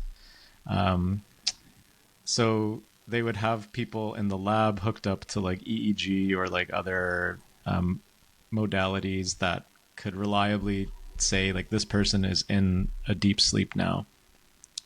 And what they realize is that people, while sleeping, while your body's paralyzed, you still have control of your eyes, because in rapid eye movement, your eyes are known to. So REM sleep is literally named after rapid eye movement because you have control over your eyes, but your body's paralyzed. So they realize that lucid dreamers, so experienced people that have claimed to be lucid dreamers, they would get them in the lab. They would say, okay, once you enter the lucid dream, look to your left, like, and then right, and do like this precise code so that we know when you're in the dream. And that's further validated by these like electrodes that are measuring their brain waves and stuff. So all the instruments are saying this person's sleeping. The person looks like they're sleeping, and then you'd see their eyes doing the code, and they would later report, yeah, I was in the dream, I did the code and looked left and right, and that correlated perfectly with eye movement. So that was like the first test that was then repeatable to like show, okay, yeah, these people are aware in their dreams and they can control their behavior. Mm-hmm. And then from there, you can begin to trust that this experience state at least exists, and then begin to do different things in the lucid dream. So that's kind of like what would need to be the case for like a DMTX experience, but it's a bit more complex than that because we're not just testing like whether someone's aware in a DMTX experience. We know that they are aware, but now we're trying to assess whether the content that they're engaging with has some ontological relevance, like whether these entities they're interacting with exist independently, or like at least have some autonomy that has some information that's worth pulling out. So that gets into like the proposed experiments of the paper. So the first class is single subject experiments where you would send like just one person into the DMTX state. So one class would examine whether an entity encountered could reliably track or respond to an external variable unknown to the subject. So this variable could be randomly generated, time varying, and blinded to both subject and experimenter. And then the question would be whether aspects of the person's experience, so some visual features, behaviors of the entity, or reported changes of the experience, could show statistically significant correspondence with such a hidden variable beyond chance. For anyone familiar with psi phenomena, so like psychic phenomena that people test, a popular one is like the telepathy tape podcast. If you've ever listened to that, it was people testing whether autistic kids have access to hidden variables. So they would like pull up a number in a different room and ask the kid in like a different room of the house, like, what number is your mom seeing in the other room? And then they would like statistically say what the number was, and they would do that well above if they were just guessing randomly. And people have been studying psi phenomena for a long time. I personally am not well studied in it, so I don't know the validity of it all. I'm still probably skeptical, but I think, yeah, people have been reporting this for like years and years. So I believe it fully, but yeah, it's your scientific background for sure. Yeah. So like, even if this DMT experience could do that, I think there'd still be tons of skeptics, because I'm still skeptical of this experiment with psi phenomena. And I think it's just not like the strongest evidence that could be produced, but it's a line of evidence.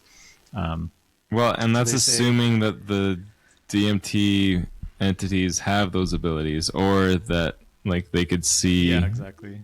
Like, go on. I'll let you explain this experiment that they proposed. Yeah, sure.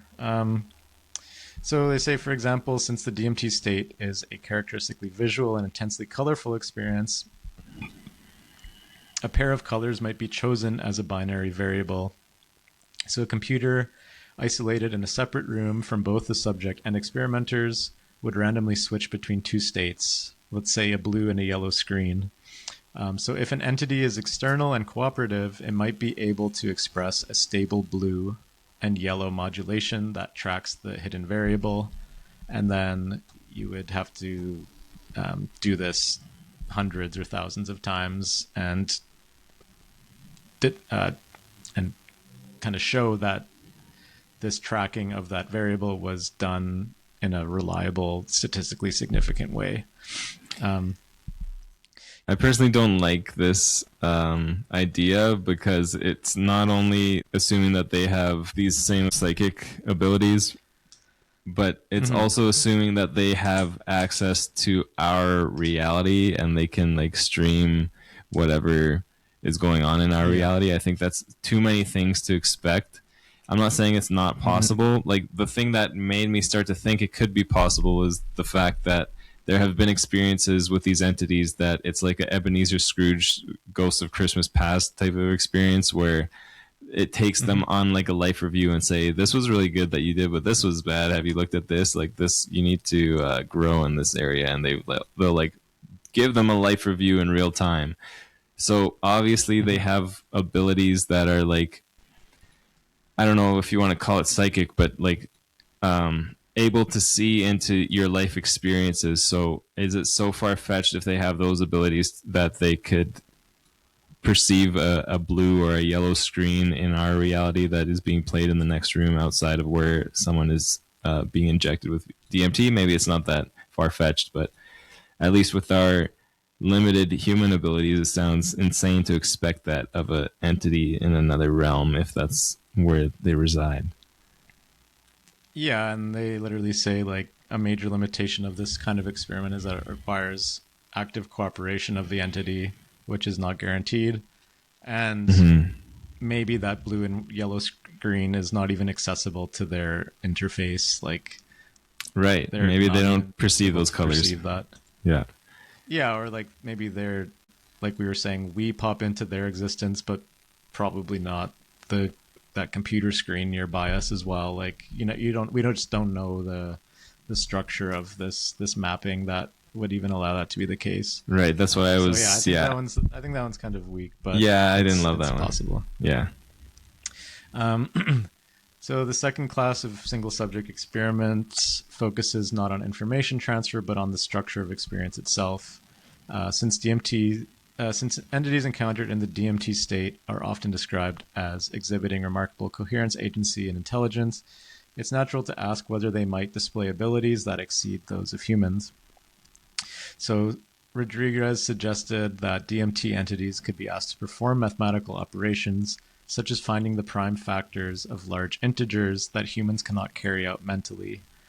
So they say, our model does not predict that DMT entities are more intelligent in the familiar human sense, but rather that they may instantiate dynamical processes beyond those normally accessible to human consciousness.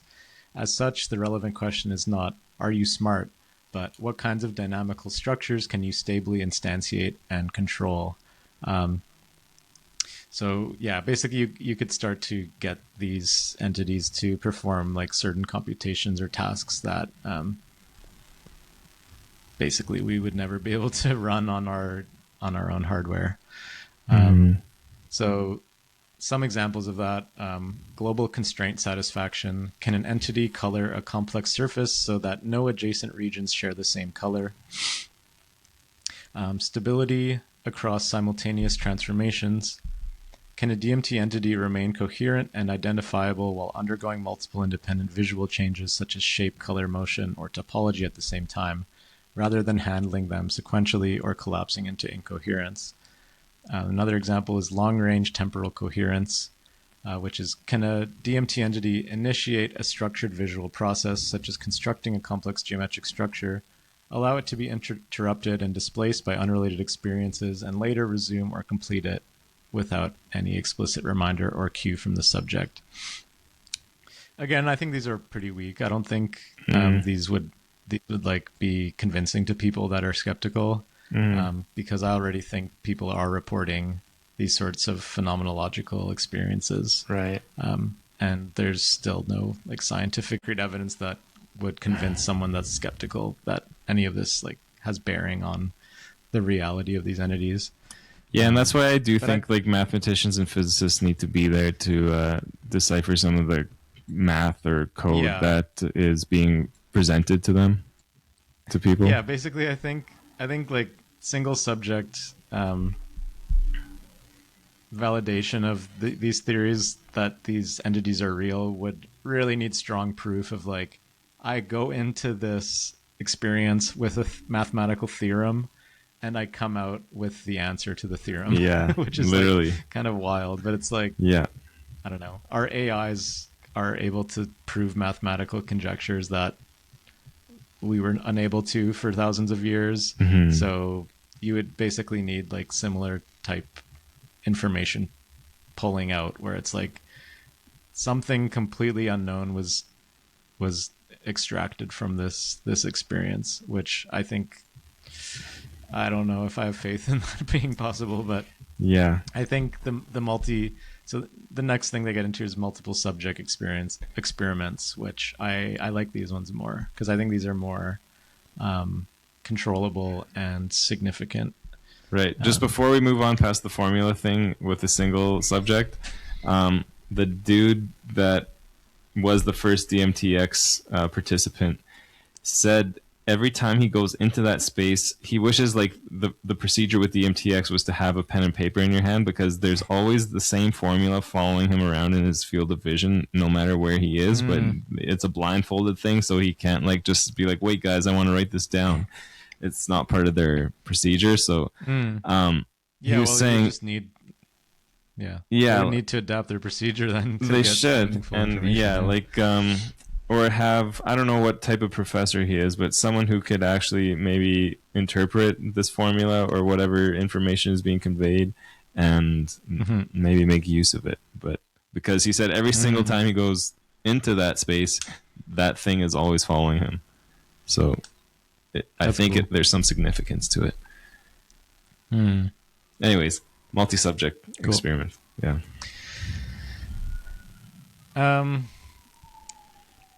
There's a fantasy in brain imaging, which I don't know the validity of right now. This is applying to like single subject studies. Okay. Yeah. Where in brain imaging, so let's say I show someone that's getting their brain scanned a picture of a house, and then the scan will show some activity of brain patterns that you can later look at the activity of the brain patterns and infer blindly without knowing what they were looking at that, because of this brain pattern activity, this person was probably looking at a house. So like you can do that like backwards reconstruction of what someone might have been looking at. Wow. And right now it's kind of limited to like the training data basically, because you're training some machine learning model to take the known image and convert it and take the mapping between the known image and the brain activity and learn that mapping in order to go backwards. Right. So that relies on... Damn. You'd have to do that with a lot of objects. Yeah, sure. So you'd need to like, let's say in a perfect world, we could not only know the label that like from this brain activity that there was a house, but you could construct the actual image in reverse, where you could construct the shape and color and location of the house with like high detail. So let's say in theory you could do that perfectly. And let's say we're not limited to our training data, but somehow you could get generalized behavior out of that, like where you can start to not only reconstruct like house-like things, but like basic geometric shapes that can construct a full scene. So in theory, you could look at the brain scan of someone on DMT, go backwards, and reconstruct their visual field to like high accuracy. Like this is a dream hypothetical world, but let's assume it can happen. That would be like the perfect thing that like that you could do for these people under single subject paradigms, where let's say your professor that you're talking about is seeing a formula in his visual field, that you could take their brain activity and reconstruct what he's seeing and like do that in real time.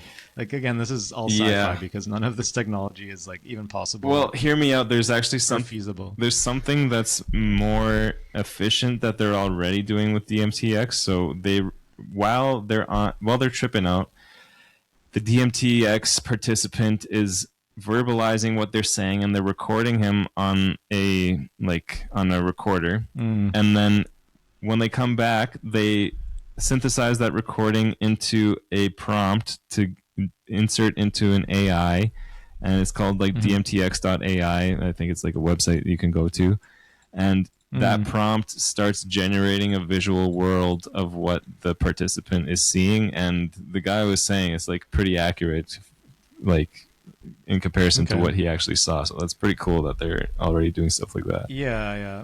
So it's like that would be, again, still the mapping's like quite loose, but it's pretty cool that like you can still kind of get roughly some rough representation of what's going on. Yeah, because the way you said is cool too. Like that would be sweet, but it's just going to take a long time to map all these objects and stuff. Whereas like this one, I feel like is easier for now. And it's easier for now, but it's inevitably going to be imprecise because a prompt is only so granular, and the AI still has to like generate its own imagery from its own training data. So it's like, it's never going to be like the perfect dream of what I'm describing, but that would be really awesome if you could. It would. I think that's where single subject experiences could be like more reliably interrogated, but that could be like 100 years in the future. But for now, first of all, you just need to demonstrate that these entities have some ontological status, which is still not done. So finally getting to multi-subject experiments. So in these experiments, multiple subjects would be isolated from one another, like in different rooms, and would undergo DMT sessions under identical conditions and at the same time. And then the reports could be analyzed for correlations, shared features, or structured correspondences, not to establish identical experiences, but to test whether these independent subjects had some convergence in reported entities, environments, or informational content. So couples have been known to claim that they have shared experiences, particularly involving the same entity, would want to be recruited to test for these sorts of correlations. And such setups might include information deposit and retrieval, in which one of the subjects deposits information into the DMT space, such as communicating a randomly generated word or multi-digit integer to an entity. And then that is subsequently retrieved from the entity by another subject. So I think these have like more possibility for like strong tests than the single subject. I definitely agree. Like if someone could give a message to an entity and then someone else could go speak to that entity and get that message, like I think that's pretty provable. Like is that valid in science? Is that enough? I guess it's never been done before, probably, because there's been nothing to test that with. To test that, but you would really need to to construct the experiment so that there's no shadow of a doubt that there was any like pre-communication of this information. And no way for that information to be known, and then you'd need to like establish with like the utmost confidence that there was nothing like, which is so tough. I feel like it's only the person and like the people involved that can ever really truly know, because you're not going to track a person since birth and know that they never spoke with this other person. But the thing is that the information couldn't even in theory have been known by either of them before the experiment. Okay. So like once they're isolated in the rooms, then you give person A this word, right? Which is one out of like a billion words. Yeah. And the other person would then that's have how to they do it. Guess what word. Other experiments. So I think that's like, that's the most most rigorous, I think, way to prove. Not prove, but to at least get some evidence. Baseline for what would be going on here. Yeah, and that skeptics would be the. Go on. To me, that would be the lucid dream eye test, where the eyes map to the head motion in the dream, like, and then you're like, oh, lucid dreams are real, or at least like there's something. There's evidence studying here. Yeah, and I think skeptics are going to be skeptical regardless, just like all these other things that they're like. Yeah, this in similar environments where they put people in two separate rooms and then they tell them different things and whatever. It's like there's experiments like that exist already for, I don't know, if they're testing a magician or psychic abilities or whatever. People will always be skeptical of those things because they didn't experience it themselves, but like the scientists and the participants will always know, like, this is fucking legit. Yeah, and I think like, first you need to demonstrate that there is some legitimacy, and currently all it is like first-person reports of their own experiences, which are all really cool. And well, there's so much overlap and so many experiences now that like scientists are listening. Yeah. Those experiences in themselves are interesting and worth studying. But if you could be like, oh, there's actually like entities in these other realms that can manipulate objects and do crazy computations and stuff, then it's like, we found aliens. Like that would be like the same weight. That would be the same amount of epistemological weight to like actually having an alien spaceship land. Yeah. Like, oh, we can communicate with aliens. Let's fucking put billions of dollars into this. Higher intelligence, totally.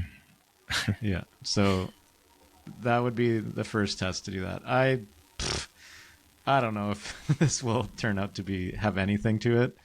I strongly think there will be very good reports of all of this, and like there will be lots of funding in it at some point. This meets every channelers that I've listened to, like alien channelers, spiritual channelers, many of their paradigms, and it's just like I feel like science will just be the thing that is catching up now to all of that. Yeah, like I guess my burden of truth would be the day that like anything that gets channeled or pulled in from this other side has like any strong influence on our reality. Yeah. Until that day, like I would still be skeptical, even of like these multi-subject experiments. I'd be like, I need something that we could not produce cognitively on our side to be pulled in. Right.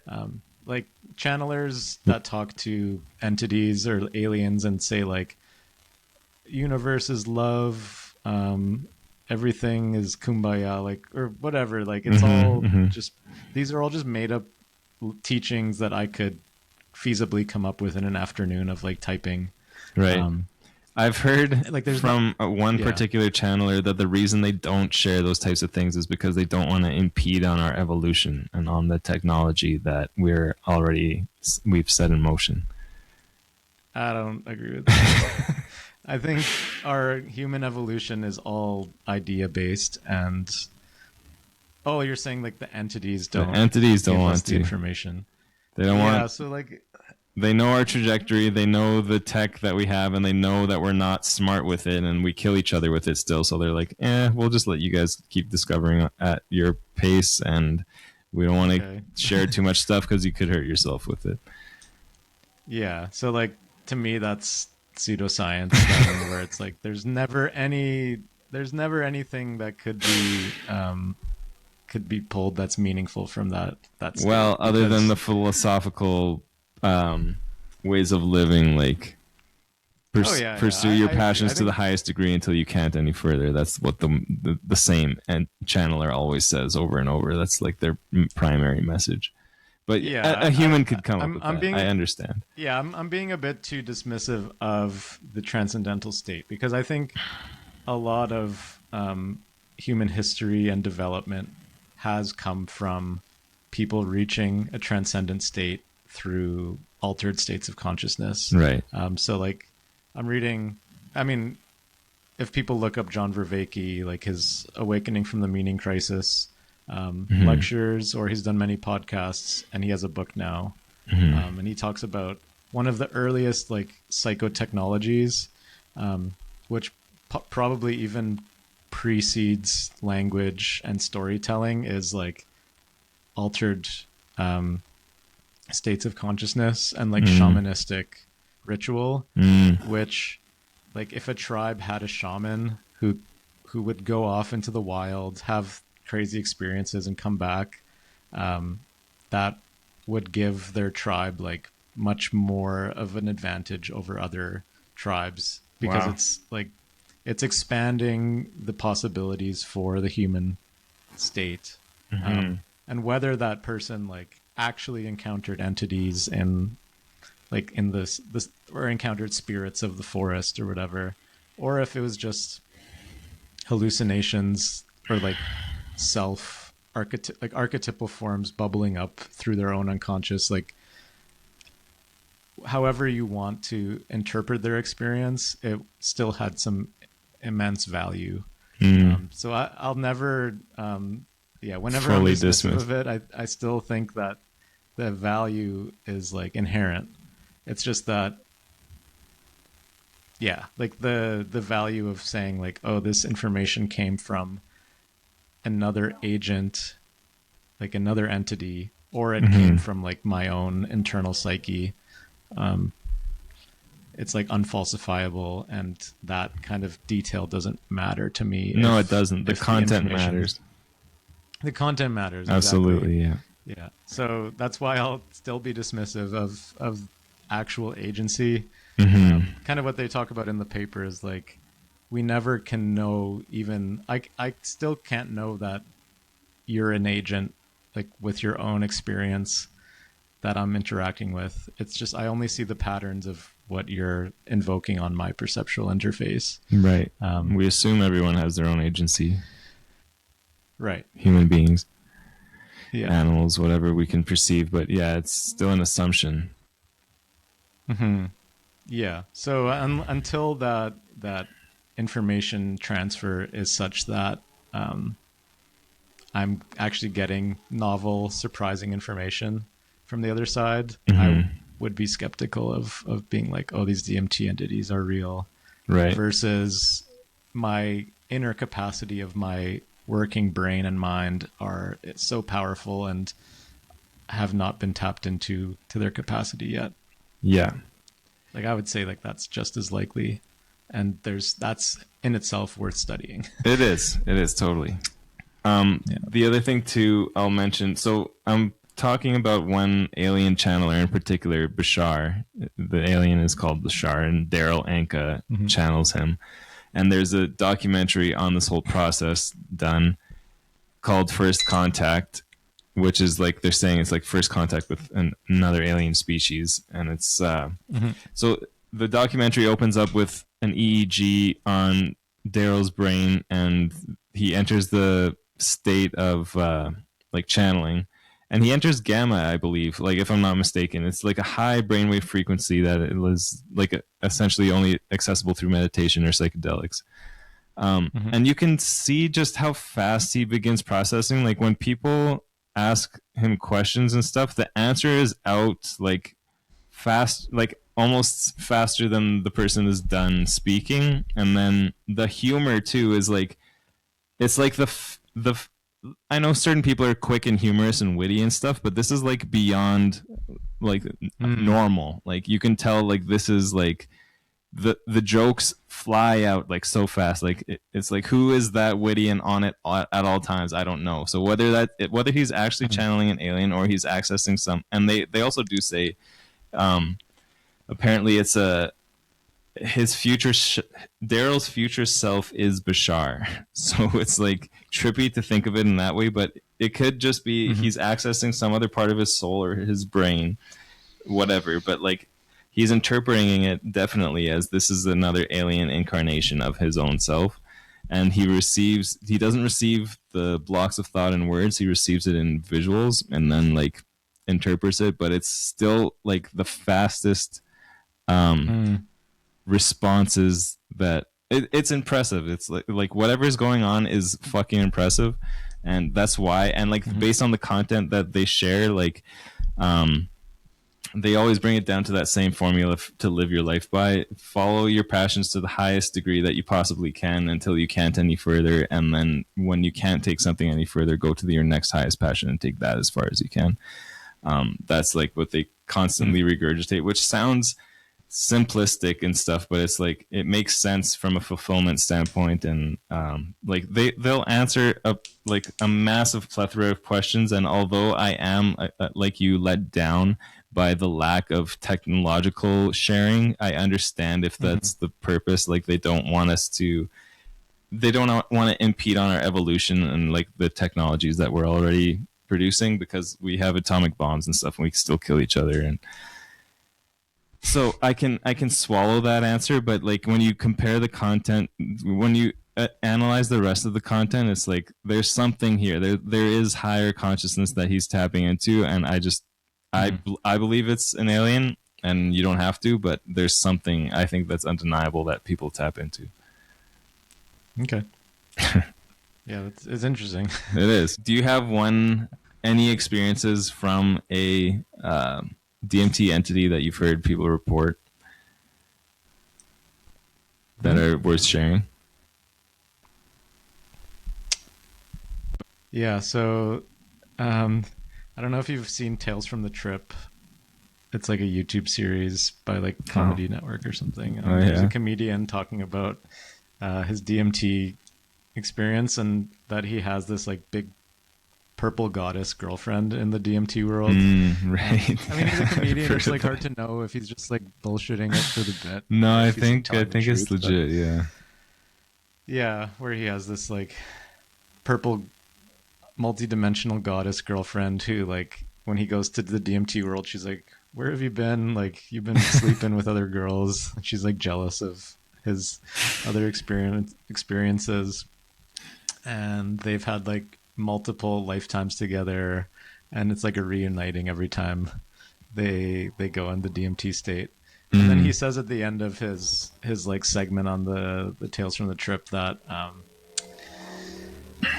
that his buddy took DMT and went in there, and he's like, "Whoa, I'm seeing like this big purple goddess chick. She says she knows you, Shane, and she's like asking you where you've been."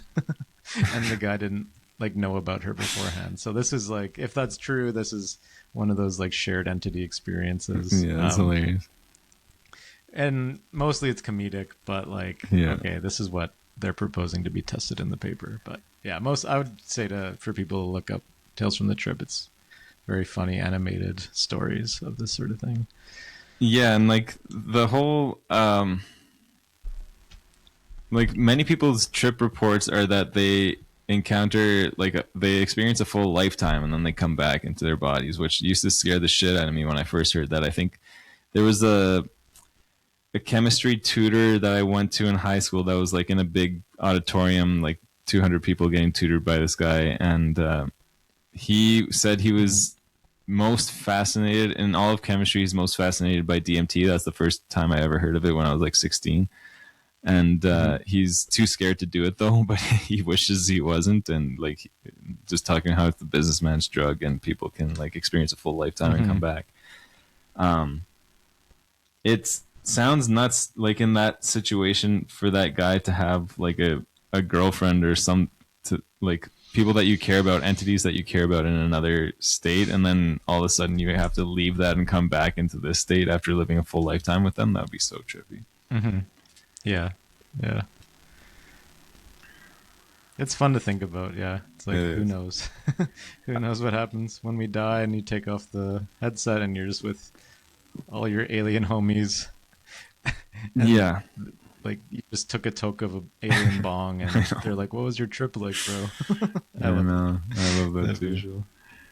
I guess the one encounter I'll share before we wrap up is so Chase Hughes trains the army, trains the military on psyops and like psychic, or how to be like mentally strong and how to observe if you're being influenced or manipulated and how to manipulate others. And he like, anyways, he's the guy that, he was in the military and he's studied this shit for years. And anyways, he's on Rogan if you're interested.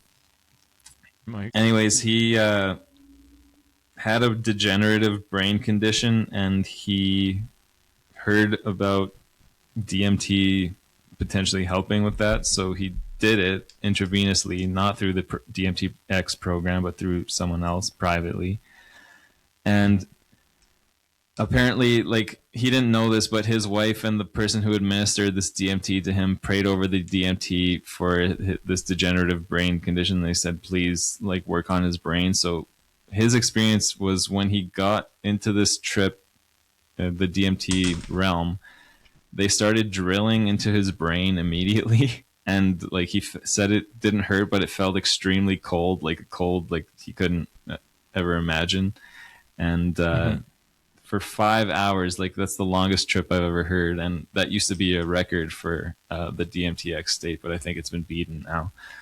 For 5 hours, he just sat and like let them work on his brain, and he came back and he was supposed to die. He didn't die from this degenerative, and things didn't get worse.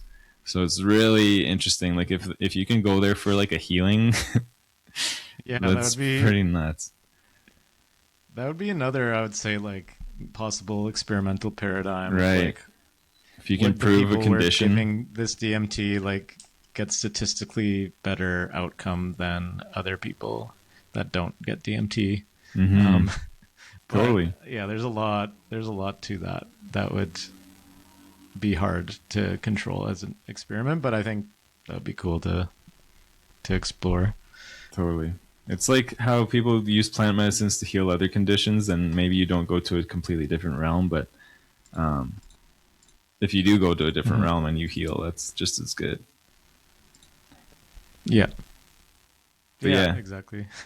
I think this is an extremely fascinating topic. I'm glad that you found this paper, and you did a good job summing it up. And thank you. Yeah, it's like we'll do more episodes on this. I just think it's just time you and I fucking do it, bro. I think we have like I have some that's probably stale now in my drawer, and next time we get together and it's not like for a wedding, you and I, baby. Yeah. Or if I come out there, we'll buy some freshies, and it's just I'm tired of talking about it and not having experienced it and be able to draw from experience. So yeah, we both tried it and it didn't blast off to another realm. So I just think I declare no more talking about it until we can speak from experience. Okay, deal. Yeah. Okay. But this is sick. Well, with that, we'll see you next time. Peace.